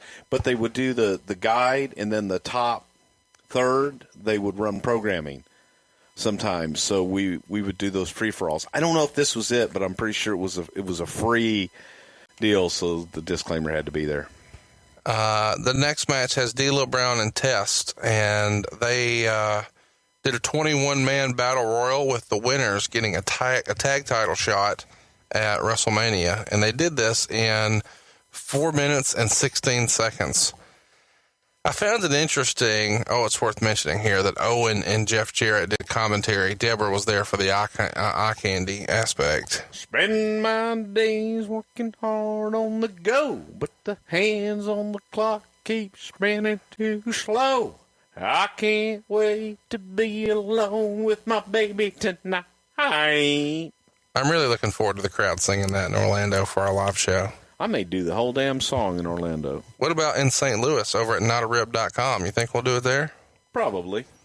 Get your tickets available now. Orlando's sold out, but St. Louis is available right now. Notarib.com. It is going to sell out, and that's not a rib. Meltzer described this battle royal here as a Titanic battle royal. Have you heard that phrase before? No. He says the goal is everybody tries to get out as soon as possible. Okay. Bossman did an interview, but the lights go out and Undertaker's voice comes over the PA. And of course, this winds up with the Brood hitting the ring, the lights going out, and Bossman gets a bloodbath. And then Mankind shows up, and he and Paul White begin a backstage brawl, which is kind of funny because you see it looks like Big Show falls over a box and tips over. But it allows Austin to just walk through the door. Why was Austin late to the show, do you think? Well, you know what? He might have had to stop off at the store and get a couple Miller Lights. There's another one. Damn. At Miller Lite on Twitter. Hit him up. Please. So then the Big Show, not Paul White, but WrestleMania begins. And Boyz II Men are here singing America the Beautiful. What was your memories of working with Boyz II Men, who were a really big deal in the late 90s? It feels like they had like every prom theme song for like 4 years in a row. Actually, they're local Philadelphia kids. Absolutely. So they were pros, man. They were nice as could be. They were pros all the way. They got there early, man. They did their rehearsal. Not much to say, man. They were good.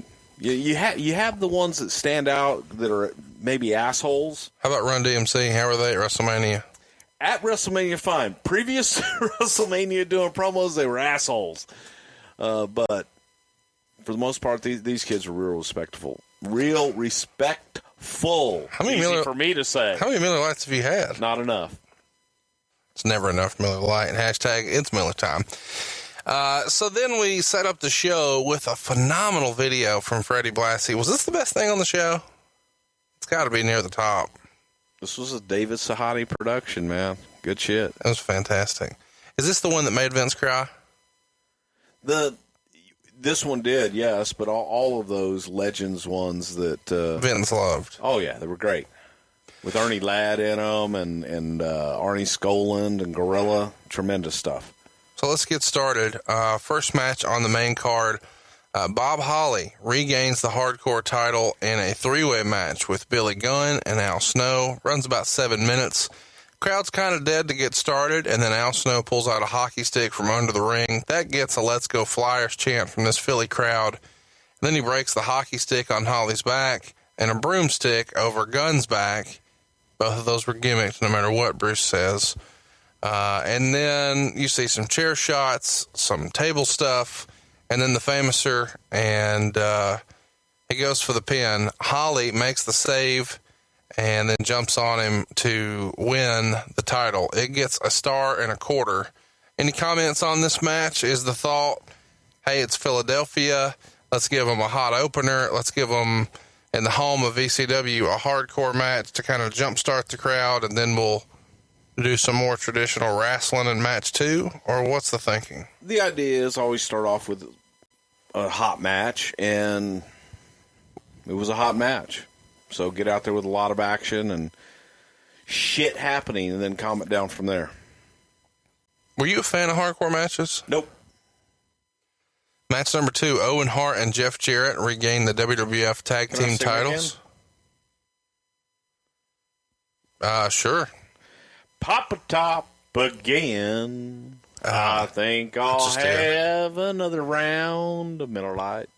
I'm good right now. Okay. Owen and Jeff Jarrett retain the tag titles, beating D'Lo and Test in just under 4 minutes. Ivory comes out wearing clothes. She was out there scantily clad in her match, but this time she has a Band-Aid on her face since, they just put a cigar out on her face. Deborah is in a white bikini, and the finish comes when D'Lo sets up a powerbomb on Jarrett, but Owen nails him with a missile dropkick, and Jarrett uses a jackknife cradle for the pin. Star and a quarter. I love the finish of the match. I thought it was executed perfectly. I was really impressed with the execution of the finish. Was this a waste of Jarrett and Owen? You've got two guys who've been praised as big talents. Owen specifically has really maybe been underutilized. What say Bruce? What say you? Got him on the show, so that's a good thing.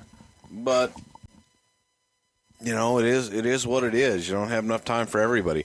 What would your cohort on What Happened When Monday say about what Deborah was wearing? That was kind of hot. He would be all about it. You think so? Yeah. He's a pervert, I think he would refer to you as a slap dick. He'd like to slap my dick. Let's move along. Before the match, the next match we're about to cover, which is Butterbean and Bart Gunn. That's what's coming up next. But before that, they introduced the judges, and of course there's other judges, but let's talk about the one we want to hear about, Gorilla Monsoon. I believe this is his first appearance in public since he had his health problems, and it might actually be his last on TV. He had lost a ton of weight. He didn't look awesome, but he got a huge pop. And he looked almost moved by the reaction. What do you remember about this with Gorilla? It was Philadelphia, which was Gorilla's hometown, and it was WrestleMania. So not to have Gorilla be a part of it would have been a travesty. Gorilla was moved by it. It was a terrific reception for Gino Marella, and that crowd ate him up. And I was emotional as hell when I watched it the other day. Yeah. It just was, you get flooded with the memories of Gorilla Monsoon, and then to see him, he did not look great, but it was great to see him there in his home, being at home in a wrestling ring, in a wrestling event. They show Isaac Hayes in the crowd prior to this match, and then we see Butterbean and Bart Gunn make their entrances. It's kind of an interesting deal here because this feels sort of kind of out of place. The referee, tell everybody your favorite referee story here. We watched this the other day together, and he said he kept asking a question backstage. Tell everybody who the referee is and what his question was. Ray Boom Boom Mancini. That's not the referee. Who the fuck was it? Vinny Pazienza. What the fuck did I say? How many Miller Lights have you had, Billy? God damn. Ray we used in... Okay, sorry. Sorry. Vinny Paz. Vinny Paz is the referee, Woo! And he asked the question over and over and over. What am I supposed to do? What's the finish? and folks, this fight, you can watch it, man. It's a shoot. There's no working in this. There ain't no working in this. Even Bean offered to work the match. Bless his heart. Bean did not want to hurt Bart Gunn. He knew he would. He knew he would. There was a feeling. I think there was a feeling in Bart's camp. I think there was a feeling by Bart and the guy that was training him, who was Mark Merrow's trainer. Really nice guy. they felt Bart had a chance. We all felt Bart had a chance. Y'all bought the hype. We bought the hype. Because we bought the hype that we created. Yeah. And kind of looked at Bean as this big guy, he's not in shape. Well, Bean fought for a living. And you forget about that when you get lost in that bubble. Bean was in shape for a big man. To throw punches. Maybe not to run marathons, but to knock motherfuckers out, he was in pretty good shape. He didn't have to run marathons. He didn't get paid by the hour. Yeah. He got paid by the knockout. And Bean didn't. He knew what he had. He knew what he was going against. He knew Bart wasn't a fighter. He knew Bart wasn't a trained boxer. He didn't want to hurt him, and he was willing to do business. But Vince was adamant about, no, we're going to have a real thing, and maybe Bart will throw that left hook and knock Butterbean out and make a name for himself. And then we got a boxer on our hands. Well, that didn't happen. So let's run through that. 35 seconds into the first round. Oh, fuck me, man. Butterbean knocked him down at 20 seconds, and then Gunn barely makes his feet at 9, and then is knocked out. And when he gets up, man, it's not good the way he goes down. His neck snaps as it hits the ropes. It looks very dangerous in hindsight. He didn't die, but his career did that day. Can we agree? You ever get that sick feeling in your stomach when something bad happens? That was the feeling I got when Bean hit Bart. I felt so bad for Bart.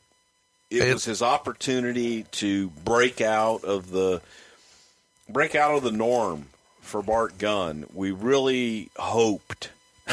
We really did. We really hoped that this would be something for Bart. And, man, when that punch landed, it was a sickening thud in so many ways. It's brutal. If you haven't seen it, you should go check it out. Words can't describe how nasty this is. Maybe not the best time skit coming up next. After the match, the San Diego Chicken runs in, and Vinny punches him in the beak, and the bird goes down. Ray Boom Boom Mancini. How terrible is the time you see a guy damn near get fucking decapitated with a punch, and now we're gonna fake knock out a bird. Feels like this is just like, what are you doing? Gotta establish him. Establish who? The goddamn chicken. The chicken did the honors. The chicken must go down. The chicken screwed the chicken. Mankind beats Paul White via disqualification in 6 minutes and 50 seconds. He pulls out Sacco 3 times, but Paul keeps breaking it up each time. There is a really cool spot where Mankind was on his back, and then he just falls backwards on him. Of course, we saw this with Taz and Bigelow in ECW, but this is their version. It was pretty cool. They don't go through the ring. One good spot was that everybody remembers is the choke slam onto the chairs. I guess it's kind of in the middle between them. And when this happens, the ref DQs him. Was this a waste of Mick? Is this just garnish and gaga to disguise his legit physical state at the time? Or is this just a miss in your opinion? I think it was a miss. I think that Mick was not in the best shape at this time. He couldn't have that kind of match that Mick would want to have. But they got him on the show because it was WrestleMania, and it was a big angle, and it was a way to bring Mick back in the main event, too. This brings Vince out. It's worth mentioning these guys were fighting for who's going to be the referee of the main event. Maybe we skipped that. You did. But it's... You did. You did too, you fuck. Well, I'm covering it now. Go ahead. So the concept here is... Thank God Miller Lite came on board. That's all I got to say. It's Big Show and Mankind. And the winner is the referee. I don't know why you would want to work twice, but what an honor it would be. Well, Vince Mick Foley, it's a double payday. So Vince comes out and yells at White about screwing up and not being the ref. He eventually slaps him, and White picks him up for a choke slam and then lets him down. I guess he didn't slap him first. So he just starts berating him. Says he's a nobody, he's a nothing. I'm Vince McMahon, you're a nobody. Teases the choke slam, puts him down. Then he slaps him, and Big Show punches him and leaves him for dead. Of course, the Stooges, Pat Patterson and Briscoe, come make the save. But meanwhile, Mankind is doing a stretcher job, and they say he's going to the hospital. And this is because he was chokeslammed onto a couple of chairs. Meltzer gave the match 3/4 of a star. What do you think of this whole exchange with McMahon, the Stooges, the double chair? It seems like there's a lot of booking here. A lot of gaga and a lot of bullshit. Yeah. It was more about story and less about substance. It was just a lot of gaga. It was, let's swerve them. Let's swerve them again. Let's swerve them again. Then we'll swerve them. Is this Russo's first WrestleMania as the head writer? First or second? 98 may have been first? May have been. Is it fair to say that there's... no, wait a minute. 98 was Austin and Shawn? Yeah. So this would have been his first, yeah. Yeah, I thought so. Did Patterson enjoy being a stooge? He'll tell you he didn't, but he did. Yeah, he's working in reverse. He loved it. He did. Let's hear afterwards. They wake Vince up and get him acclimated backstage. And he says that he wants to press charges and have Paul White arrested. Let's hear your version of that. I don't remember that part. All right, let's move on. Road Dogg retains the Intercontinental title in a four-way over Ken Shamrock, Goldust, and Val Venus. It runs just under 10 minutes. Shamrock eventually gets the ankle lock on Venus, who got a rope break. The two brawl out of the ring for a double countout, and then Shamrock hits both Goldust and Road Dogg with a belly-to-belly. Ryan Shamrock, his sister, wink, wink, tries a low blow on Goldust, but somehow doesn't hit it, and then Goldust hits Road Dogg with a power slam, but in doing so, Dogg somehow maneuvers himself into a small package for the pin. It gets a 1.5 stars.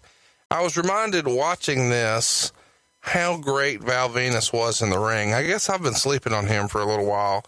I don't know when we'll talk about him again, so we'll talk about the character later.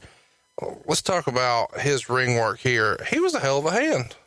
It's funny that you wrote that down and had that, because that's kind of what I picked up out of this. I forgot, first of all, how good that Sean Morley Val Venus was, and also how Shamrock could just work with just about anybody. I feel like Shamrock is maybe one of the big misses that you guys had, because it seems like he could have been a tippy-top guy, like world title guy.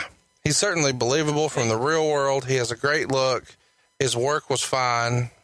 Yeah, watching this, it's funny that we both have the same viewpoint on that, because I was watching it going, God damn, Val was good. Yeah. And he was different, too. He worked the gimmick.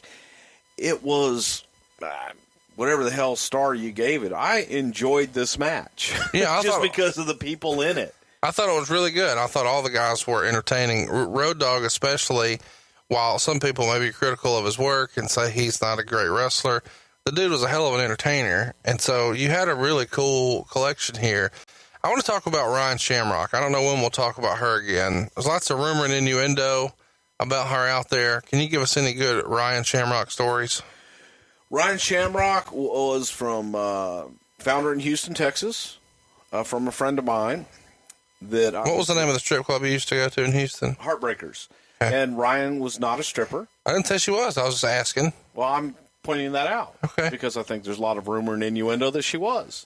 Okay. She was a friend of mine who happened to be the DJ at a gentleman's establishment who also had a band. And she was a girlfriend or friend of somebody in the band.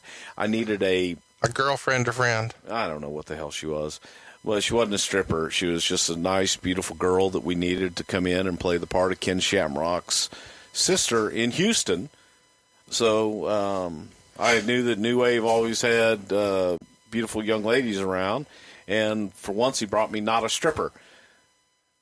What's your favorite Terry Funk line to impersonate? I wouldn't say that about her. Yeah, I know what you're trying to do, Conrad. What? You know. Clint from Hershey's here. So at this point, Paul White was arrested, and they do a little bit of gaga here because there's like a dozen or more officers. God, it was horrible. Arresting him, and they put him in what looks like a regular fucking car. It's not even like a Mercury Marquis or something. Yeah, it's like a Grand Marquis. From Hertz. And it is hilarious to see Big Show in the back seat of a car. I don't know why it's so funny to me, but it is. No cage, no cuffs, no nothing. He just gets in the back seat with the towel around his neck. Okay, Which way did he go? Don't call me stupid. So while it's hilarious to see Big Show shoved in the back of this car here, at least in storyline, brother is going to need some legal representation. And if you find yourself in need of some legal representation, don't forget our friends. Have you or a loved one been affected by mesothelioma? You may not have to file a lawsuit to get a recovery. Go to rgtforlaw.com and fill out the easy form for more information. Robert Taylor, RG Taylor II, PC and Associates, Houston, Texas. Next up, we've got Kane, and he beat Hunter Hearst Helmsley after 11 minutes by DQ.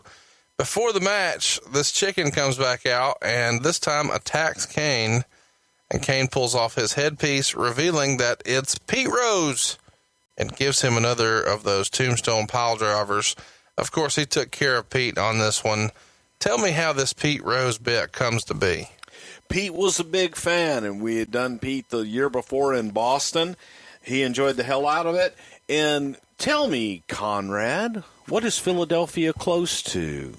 Atlantic City. Ding, ding, ding. So, look, can I freestyle a guess? Yeah, go ahead. Does he have to be paid in cash? Actually, no, he wasn't. He was paid in a check, but he did get it that night. He got the check that night. He got the check that night. Yeah, he took it and cashed it in the cage. Well, you know.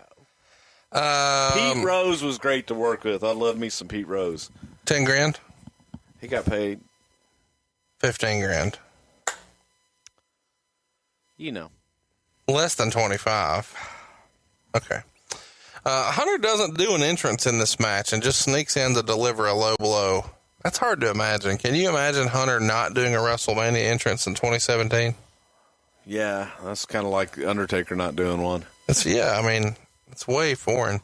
Chyna eventually comes down and throws the stairs into the ring to help Kane. And let's remember here, going into this, Chyna and Triple H are not together. She is sided with Kane.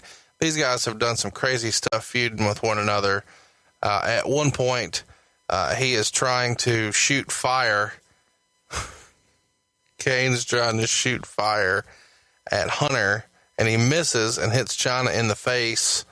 So then Goldust comes out. It's actually Triple H, and shoots a flamethrower at Kane.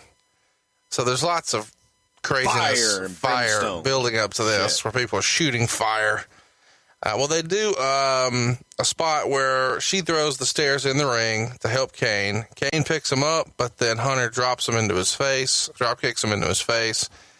They do some spots where Hunter's trying for a pedigree on the ring steps, but Kane reverses it, and then Triple H takes a backdrop all the way to the floor. Eventually, he hits a choke slam, but before he can go for the pin, Chyna grabs a chair and tells Kane she wants to hit Triple H. You know where that goes. Chyna hits Kane with the chair for the DQ, and after the match, Triple H uses the pedigree on Kane, dropping him on top of the chair. The crowd popped big to see Triple H and Chyna back together. I guess this is like our new age Macho Man, Miss Elizabeth 1999 version moment here. The match only gets a 1.25 stars from Meltzer. What did you think about this match and the reunion of Triple H and Chyna? I told you when we watched it, I enjoyed the match. Yeah. I thought that the guys busted their ass and worked hard, and I don't get the 1.5 star thing, man. I thought it was a really good match, told a good story, Now, this is a good swerve. Well, it is predictable. When this was a great swerve. But yeah. I don't like what happens later on in the show. Yeah. At this point, we see backstage Vince talking to Kevin Kelly, and he says that since Paul has arrested and Mankind's in the hospital, he's going to be the ref here. So go ahead and hit us with this Vince McMahon line, Bruce. What's he sound like? I'm going to be the guest referee. No more controversy. Cobra Commander. Next up, we've got Sable and Tor. And I actually did the thumbs just like he did, too. You didn't, paint that picture. This is an audio show. But remember the power. Oh, yeah. That was funny. And I did thumbs. I did the thumbs. Just painting pictures here, folks. We're getting there. Sable pinned Tori after about 5 minutes. Meltzer wrote, quote, absolutely worst match of the year. In the match, you probably remember Tori came out in a bodysuit that was airbrushed.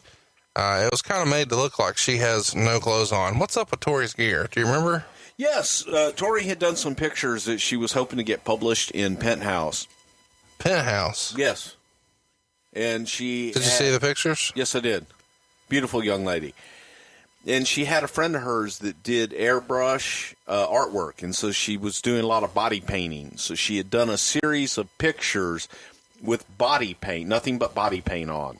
She was trying to recreate that in this outfit so that it looked like she was nude with body paint on. Dorito, landing strip, Hitler mustache. Oh, my.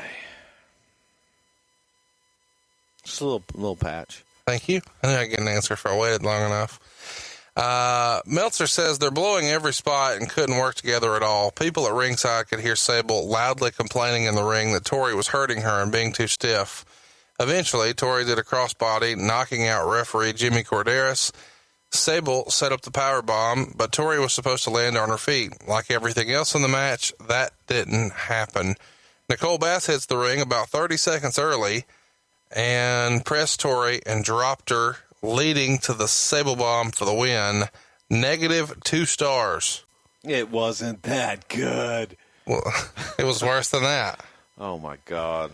The funniest thing in this whole match to me is when Tori goes to powerbomb Sable and sticks her head between her legs, and since she's kind of painted like an animal, and Sable's giant ponytail slings out from between Tori's legs, it looks like Tori has a tail for a minute. I don't know why that was unintentional comedy for me, but it cracked me up. Folks, that is worth going and checking that one out on the network just for that one spot. The tail. The tail, yes. It was the only enjoyable way. Well, you like the hip movements. This match was so bad on so many levels, and how great was her promo? Just oh my God, it was horrible. And then you have Nicole Bass coming out at the end, way too early, and on camera, and then way too late. Yeah, too early, too late, and stuck around forever. Too long. Yeah, too early, too late, too long. Yeah. Nothing worked in this. Nothing worked. Next up, what did work? Shane McMahon pins X-Pac to retain the European title after 8 minutes and 41 seconds. Prior to the match, the Stooges try to attack X-Pac, and you know what happens to them. Test comes out with Shane, and they focus on the Mean Street Posse, and they have lots of interference with both Test and Mean Street. I think X-Pac did a great job here, worked very hard. Shane whipped him with a belt. Eventually, he goes for the Bronco Buster. Triple H and Chyna run out, and after X-Pac has used the X Factor on Shane, Triple H runs in while Chyna distracts the ref, and then Triple H gives X-Pac the pedigree, allowing Shane to win the match and keep his European title. The Outlaws come out, but Triple H and Test were laying them out until Kane's music played and everyone scattered. The match gets 2 3/4 stars. So I'm just curious, this is effectively the end of DX because you've got, Triple H separating himself and aligning himself with the corporation and Test and Shane McMahon, and he's taking Chyna with him. And this comes on the heels of a promo right before this where Hunter says we're all together, and he's got all the original members there except for Shawn, of course. Why break up the band here? Was the feeling that Hunter was ready to just go out on his own and he was being held back by being a part of the group, or what's the rationale? Can't tell you, man. I think that it was simply a swerve for swerve's sake. Didn't make a whole lot of sense to do it here. I felt it was the wrong place at the wrong time. If you wanted to break them up, then break them up on television, do it later. It just didn't make sense to me. Yeah. And you had to put in all that other shit, and this is where I get into, I feel that there were just so many swerves, and they were just swerves for swerve's sake.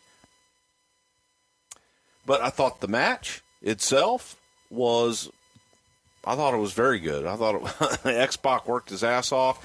Shane delivered, and you got to see the Mean Street Posse get their licks into. Yeah, it's an interesting match, and I think both guys, both Shane and Waltman, deserve a round of applause for putting something together here that most thought had no business being this good. It's a shame that the finish kind of takes away from it a little bit because they worked hard in this. Yeah, and you really got to take your hat off to Waltman in that one because he put all that together and he made it. Without him in there, that would have been a different match. Do you think he looked at that as a negative, having to work WrestleMania against the boss's son, or a positive that, hey, we trust you to do this? I think he looked at it as a positive to be working with Shane and have an opportunity to prove himself above and beyond to show what the hell he could do. And it stands to reason, right or wrong, no matter what anybody thinks, a Shane McMahon match at WrestleMania is going to be a featured spot, whether it's Waltman or Undertaker or AJ Styles. Damn right. And I think sometimes, Waltman, I remember Waltman from the GWF days with Jerry Lynn. He just was always a special worker. Yeah. He could tell great stories in the ring. Next up, what we're all really here for, I guess, the Undertaker beat the Big Bossman in the Hell in a Cell match after 9 minutes and 46 seconds. This hurts me. If you watch... It hurt us all. If you watch the match, you remember that what Meltzer suggests here is on the money. The handcuffs break way too early. Bossman breaks these out and tries to cuff the Undertaker, but they're gimmicked, and the Undertaker's supposed to be trapped and desperate, and that doesn't happen because they break so quickly. So he has to pretend that he's trapped and helpless while Bossman beats on him. Both guys eventually bleed, but no one cares. Boring chants are all over the crowd. And then the finish is a tombstone seemingly out of nowhere. And then it really went downhill. The Brood comes in from the ceiling. So that's Gangrel, Edge, and Christian. They rappel down. Well, it had a finish. Like Sting has. And they start tearing at the center of the cage. And eventually drop a noose. That's right, a noose. Like you hang someone with through the cage. And Taker puts the noose around Bossman's head and neck. And then they show Paul Bearer with the remote control box to lift the cage. And the thing that stuck out to you and I the most when we watched this the other day is that the Brood goes back to the top of the cage, and what happens? Goddamn. Who was it? It was Edge. Got just hung up. Before that, though. Which part? They all rigged themselves to go back up. Oh, yeah. Oh, my God. And we shot it. You had professional riggers, I'm sure, up there letting them down. But now they're down here by themselves. And rigged themselves to go back up. And rigged themselves to go back up with no professional help. And then Edge gets hung up. Edge is hanging going and back dangling. Up, just hanging, dangling from the ceiling, hanging, dangling. And not moving like everybody else is. Yeah, well, everybody else was already up top, I guess, and we're still shooting it. And he's just kind of like spinning around. Man, I don't know what the fuck to say about this. It looked so haphazard and reckless and dangerous. Had you seen that since when we watched it the other night? Oh God, no. I that's one of those. I throw that one up there kind of with Katie Vick. I'd like to forget. Do you think Martha used that as evidence against you guys? Oh fuck, I have no idea. No, there's nothing to use there again. No, I'm not even going to discuss that. but the hanging itself, the absolute. Oh yeah, let's talk about the hanging. So dropping a noose. Let's think about this, folks. We dropped a noose from the top of the cage, already tied, a noose that you hang people with. Put it over Bossman's head, and hung him. It was horrible. Did y'all walk through this the day before? No, we did it that day, but it was fucking horrible. So you're in the crowd or around the ring watching them kind of walk through this. The noose comes down. I assume they hook it to a harness that's under his gear. Do I have that right? Well, yeah, you saw it on the goddamn show. You can see it. Well, people are listening, though. I'm trying to get you to, talk to them. I don't want to. So just cut the show off? We done? We're done. Yeah, man. And so he goes. Bossman was wearing a goddamn harness, and fucking there's a hook on the noose. Obviously, he wasn't choked. I wish people he wasn't strangled. I wish people could see your face as you have your elbows on your knees. Your head now you want to describe what the fuck I'm doing with my hands in my head. You look so downtrodden. Let me ask you again: were you ever embarrassed by anything with the WWF? This was horrible. This was embarrassing, folks. Yeah, this was bad. I felt so bad for the Undertaker and Bossman, everybody involved in this. I felt bad for me. I felt bad for me. It sucked. It was when you do whoever's idea was. I don't know if it was Russo's or McMahon's. Whoever the fuck's idea was, it's horrible. I will go on the record saying it was horrible. Execution was horrible. The idea itself horrible. Who was for? And on top of it, this happened on a Sunday. The next night, Bossman just goes out and works a match.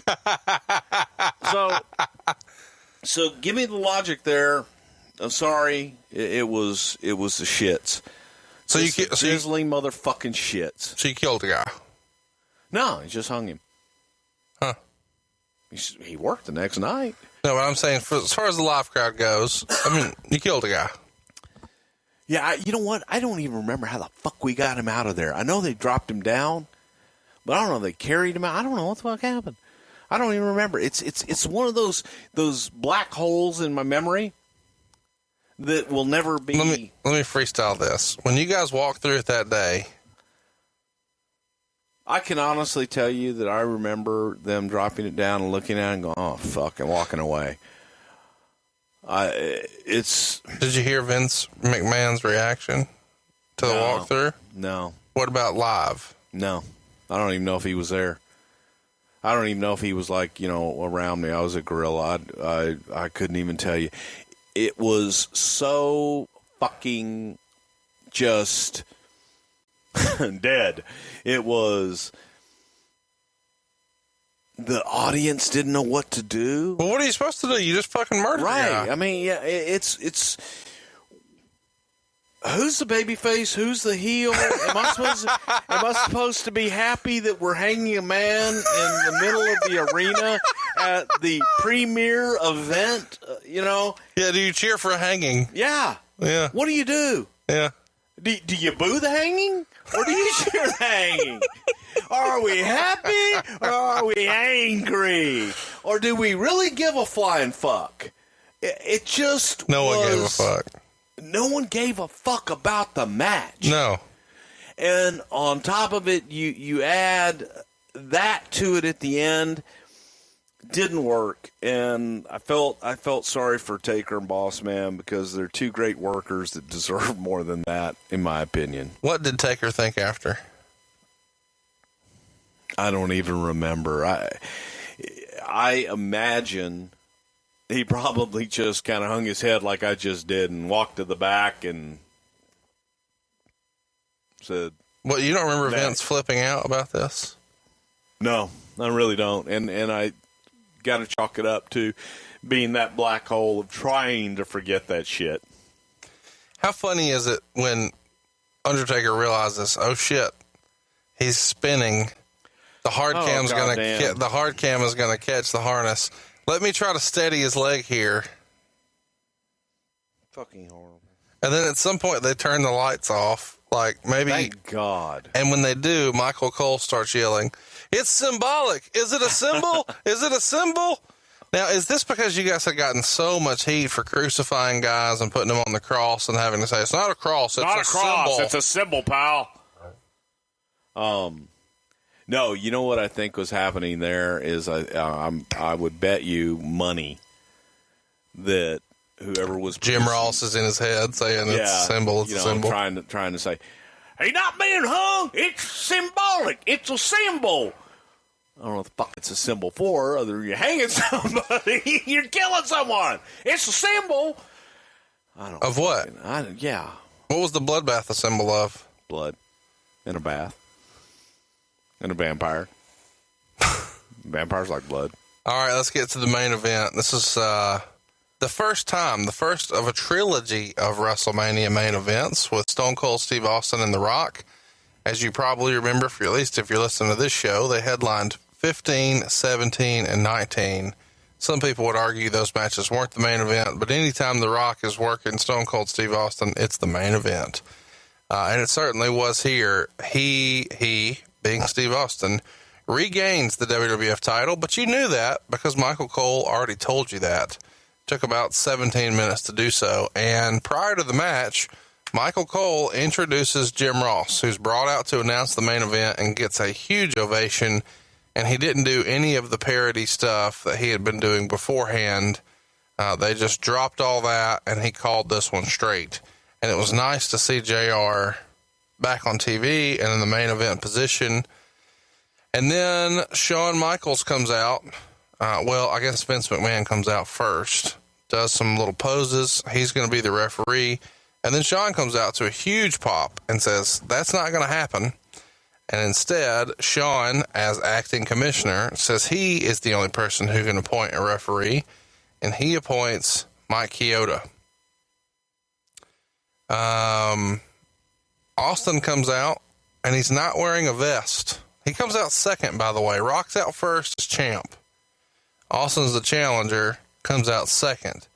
That's not the conventional order, but I'm sure the order's changed because Austin at this point is the fucking megastar, and Rock is just now starting his climb. Is that fair to say? Yeah, Steve is babyface.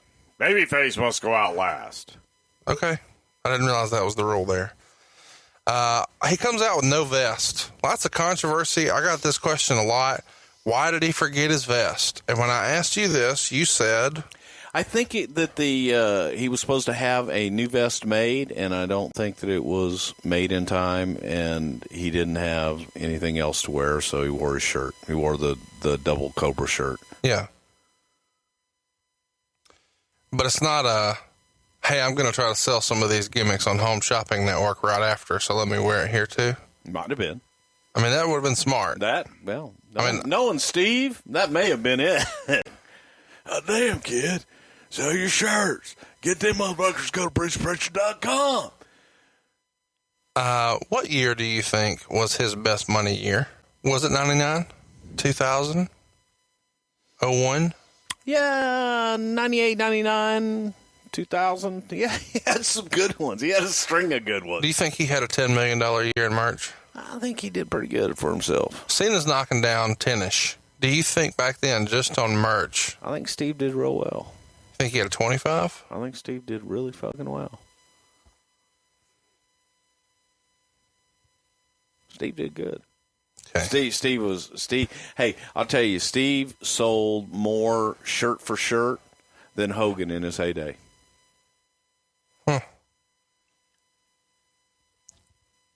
The guys worked a really great match, starting out on the outside, lots of brawling. Eventually, of course, there's going to be lots of ref bumps in this. Austin knocks out Chioda with a chair, and this happens when The Rock put the ref in the way. Eventually, Tim White, another referee, runs in. You know what's going to happen here. Rock does a Samoan drop for a near fall. And when Austin kicks out, Rock delivers the rock bottom on White, so he's out now. Then Stone Cold hits the stunner, but there's no ref to count it. So Earl Hebner runs in, but Rock kicks out. Vince attacks Hebner, and Then Vince and Rock are double teaming Austin when Mankind runs in and decks Vince. Austin does a schoolboy for a near fall, and then Rock delivers another rock bottom but misses the corporate elbow, which, by the way, Shane McMahon did in his match. Any sort of discussion about Shane being the owner's son ripping off Rock's kind of signature move? Or is that all okay because it's the corporate elbow? I'm sure it was all okay because it's corporate elbow. But you know what? Actually, I think Shane did the people's elbow. Oh, goddamn. And Rock did the corporate elbow. Rock goes for another rock bottom. Austin blocks it, hits the stunner for the pin, and it's over. After the match, Hebner sticks around and drinks beer in the ring with Austin. And Austin decks Vince after the match, delivers another stunner, pours beer on him, and we go off the show. This match gets 3.5 stars. So lots of gaga, as you like to say, in the main event. What did you think of this as a WrestleMania main event? Clearly, Austin, hottest star in the business in March of 99. And obviously, Rock is on his way to becoming the hottest star in the business. But as far as just a match and a moment in time here in March of 99, what did you think? It was a lot of gaga, but that was becoming the norm in pay-per-views and everything that we did. You know, the swerve, the gaga, let's make it exciting. There wasn't a lot of thought given to, well, if the guys are out of the ring for a count of 692, that's okay. Nobody's counting. It was a different time and a different place. So the trend was going towards the excitement and the gaga, and they delivered in that regard. They busted their ass, told a story, and the story of that match was the corporation had everything stacked against Stone Cold Steve Austin, and he overcame, and at the end, you know, Mick Foley was a big part of that with the referee. So that story got told, and I thought that story, you know, we accomplished that. Not necessarily my cup of tea, but it was good. Well, what will be your cup of tea is what wins the poll this coming week, and we need to go ahead and knock that out right now. Now, if you're not paying attention, you need to be. Go ahead and follow us on Twitter. I am at Hey, it's Conrad. Bruce is at Bruce Prichard. But our joint show account is at Prichard Show, and we're going to encourage you to cruise over right now and throw us a follow. At some point today, you'll see a brand new poll up, and it is going to give you the following 4 options. And we want to hear from you. What would you like to see? I'm going to go ahead and get us started. Poll topic number 1, let's celebrate the last time WrestleMania was in Orlando. It's Ric Flair's retirement show. It's WrestleMania 24. This was Bruce's last WrestleMania. Bruce, if WrestleMania 24 wins the poll, what might we talk about? Well, you got to talk about Floyd Mayweather, Money Mayweather, and the Big Show. That was a big part of the promotion and what we did to get Floyd and his training, getting ready for that match.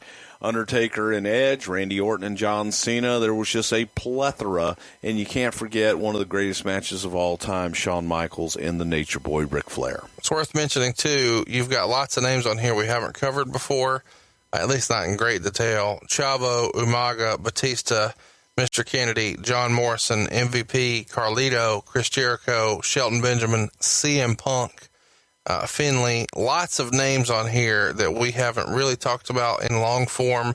So that would be poll option number 1, WrestleMania 24. Poll option number 2, it's a repeat. It's one that Bruce has wanted to talk about for quite a while. It's In Your House, Beware of Dog. And this one took place long before the WWF was on top. It's May of 1996. It's the night the lights went out in Carolina. Tell everybody what we might talk about if In Your House, Beware of Dog wins. Well, it was kind of the night that just the shit hit the fan. The main event was Shawn Michaels versus the British Bulldog for the WWF Championship. We also had Undertaker versus Goldust in a casket match that did not make air that night. And who was under the ring? Never made it out that night. And the great commentary that took place at the ring of Vince McMahon in the dark with me sitting next to him trying to tell him what the hell was going on. But a lot of great stories about the night that the lights went out in South Carolina. Poll topic number 3, somebody we talked about a lot in WrestleMania 9. It's a biography episode. It's one that we've had a lot of requests for. It's Yokozuna. So if we happen to have poll topic number 3, Yokozuna win the poll, Bruce, what might we talk about? We're going to talk about how Rodney came to be, bringing him up from Pensacola, who came up with the idea to make him a sumo, and how we came up with the name Yokozuna, what it means, and what a great career that he had. And his family is maybe the most famous wrestling family of all. Roman Reigns, Rikishi, Samu, Rosie, Manu, Umaga, The Rock, the Usos, Alpha, Sika, on and on and on. Such a rich heritage in professional wrestling. Yokozuna is poll topic number 3. And last but certainly not least, Bruce, who do you want, or what do you want for poll topic number 4? Well, son, sometimes just when you think you got all the answers, I change the questions. Rowdy Roddy Piper. We've got 2 biography options for you this week and 2 shows, maybe one of our more difficult polls ever. What might we talk about if Rowdy Roddy Piper wins poll topic number 4? Shit, just all things hot rod, Rowdy Roddy Piper, my experiences with him. Those of you who have read his recent autobiography that came out know a lot. There's a lot in there about my history with Roddy. We're going to talk about the first time that I met him, going into WrestleMania 5, working with Roddy behind the scenes when he was a color commentator for us, him getting back in the ring, and the last time that I saw Hot Rod. So let's recap. Poll topic number 1, WrestleMania 24. It's Ric Flair's last show. And it's the last time WrestleMania was in Orlando. And it's also Bruce's last WrestleMania, WrestleMania 24. Poll topic number 2, In Your House, Beware of Dog. The night the lights went out in Carolina, what kind of meltdown did Vince McMahon have in May of 96? Poll topic number 3, Yokozuna, one of a kind. We talked about him earlier in this show. He was an athlete. We talked about him a lot in the Lex Express episode and in WrestleMania 9, both available in the archives now. Of course, his casket match with The Undertaker we covered in great detail in the Rumble 94, but we'll cover all things Yokozuna if he wins poll topic number 3. But last, and certainly not least, Rowdy Roddy Piper, one of the all-time greats, such a legend in the WWE. He is poll topic number 4. Don't forget, you can only vote on this one place, and that's over at Prichard Show. And there's only one place to get tickets to see our show live, and it's coming to St. Louis. And we're proud to be partnering with 590 The Fan, KFNS, right there in St. Louis. Check us out on Sunday, June 18th at the South Broadway Athletic Club. You're used to seeing local independent wrestling there all the time, and now you can pick up tickets and even get an early bird price at notarib.com. That's notarib.com. And don't forget, that's the same day as the WWE main event pay-per-view, so you can really hit a 2-for-1 and make it a full wrestling day with something to wrestle and then Money in the Bank later in the day. Oh, yeah, take your dad to come out and see us live in St. Louis. It's a great gift. And Conrad, I'm black belt karate, right? Well, I know you're in the Black Belt Karate Hall of Fame 3 times, if that's what you mean. Well, yeah, and I taught self-defense, and you realize that when most people get attacked, it's getting in and out of your car or getting in and out of a door. I didn't know that, but I might if I went over to formysaferworld.org. Am I right? You sure as hell are. And they've got a special right now for podcast listeners of Something to Wrestle With, where you can get a driver's friend combo unit that combines a 20 million volt micro stun gun and a Key Smart key holder for only $34.95. But can you make that deal even sweeter, Bruce? Well, you can if you use the code WRESTLE at checkout. You're going to save $10. That's a $10 savings. Just use the code WRESTLE at formysaferworld.org. And don't forget, cruise over right now to notarib.com and pick up your tickets. And you never know. It's St. Louis. You might actually need to pick up something from formysaferworld.org. Just kidding. It's an afternoon show. You're probably going to be fine. Dave Green tells me that we're going to be fine. I'm excited we're getting to do another live show. I am too. And what better place? It's going to be an intimate atmosphere. And you and me, live, crowd interaction. I can't wait. It's going to be a good time. It's not a rib. The Orlando show is sold out. We're at the Fire Code. There's no more tickets.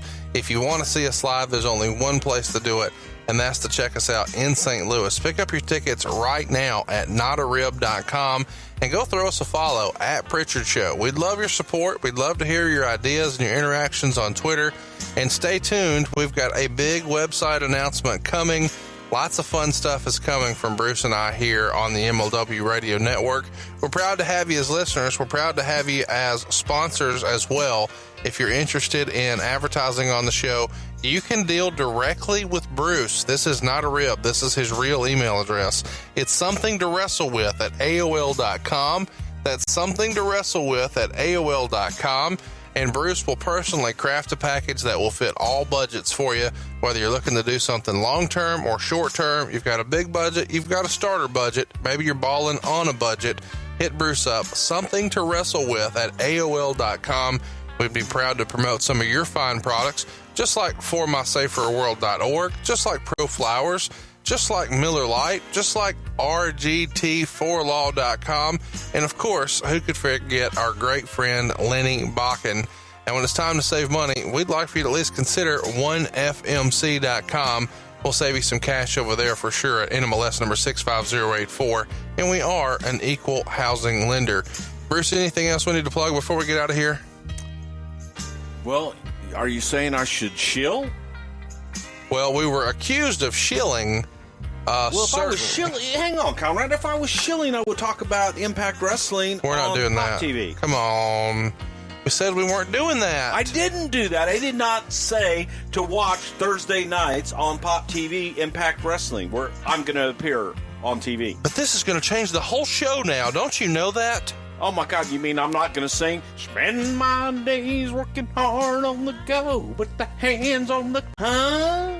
How do you make chicken salad? Do you make it any different? What's catering like down there in Orlando? Do they have chicken salad? Well, you know. Is that a rib? Huh? Hey, did you patch things up with Conan while you were down there?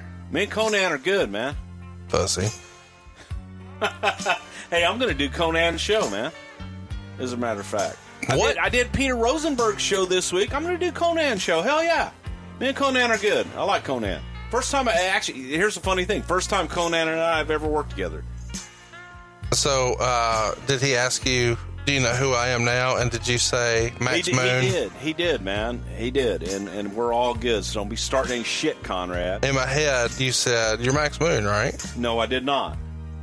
Did you have on your Box of Gimmicks shirt when you saw him? I'm trying to think. Well, I did have something on like that. I think it would have been hilarious if you pulled. You know what I had? I had the same shirt I'm wearing right now. I used to be over. Yeah. So. Well, I'm glad y'all patched things up. I am too, man, and I'm looking forward to working with him. I'm looking forward to doing his show too. Doing all the podcast rounds. I only do the big shows now. So, do you think his podcast listeners still hate you? Or are you going to try to fix that? Probably so. Why do you think I think everybody hates me except for our own podcast listeners. Half of them hate you too. That's true. My own family hates me. Well, I count and I don't hate you. Sometimes. Most of the time. Okay. Happy belated birthday. Do you want to tell everybody how old you are? Older than you. That's just true. You could like be my son. Isn't that a scary thought? That is a scary thought. Me and Larry Thompson are kind of closer in age than you and me. Larry Thompson is Papa Conrad, for those of you that don't know. Papa Thompson. Did you ever make any towns down by like Prattville, Alabama in like 81? It was Continental Territory. You and your brother were probably cruising through Montgomery. Oh my God. Is this real? It could be. Did we just have a moment here? You never know. What would that make my mom? I am not going there. I love Miss Deborah. We will see you here next week on Something to Wrestle With.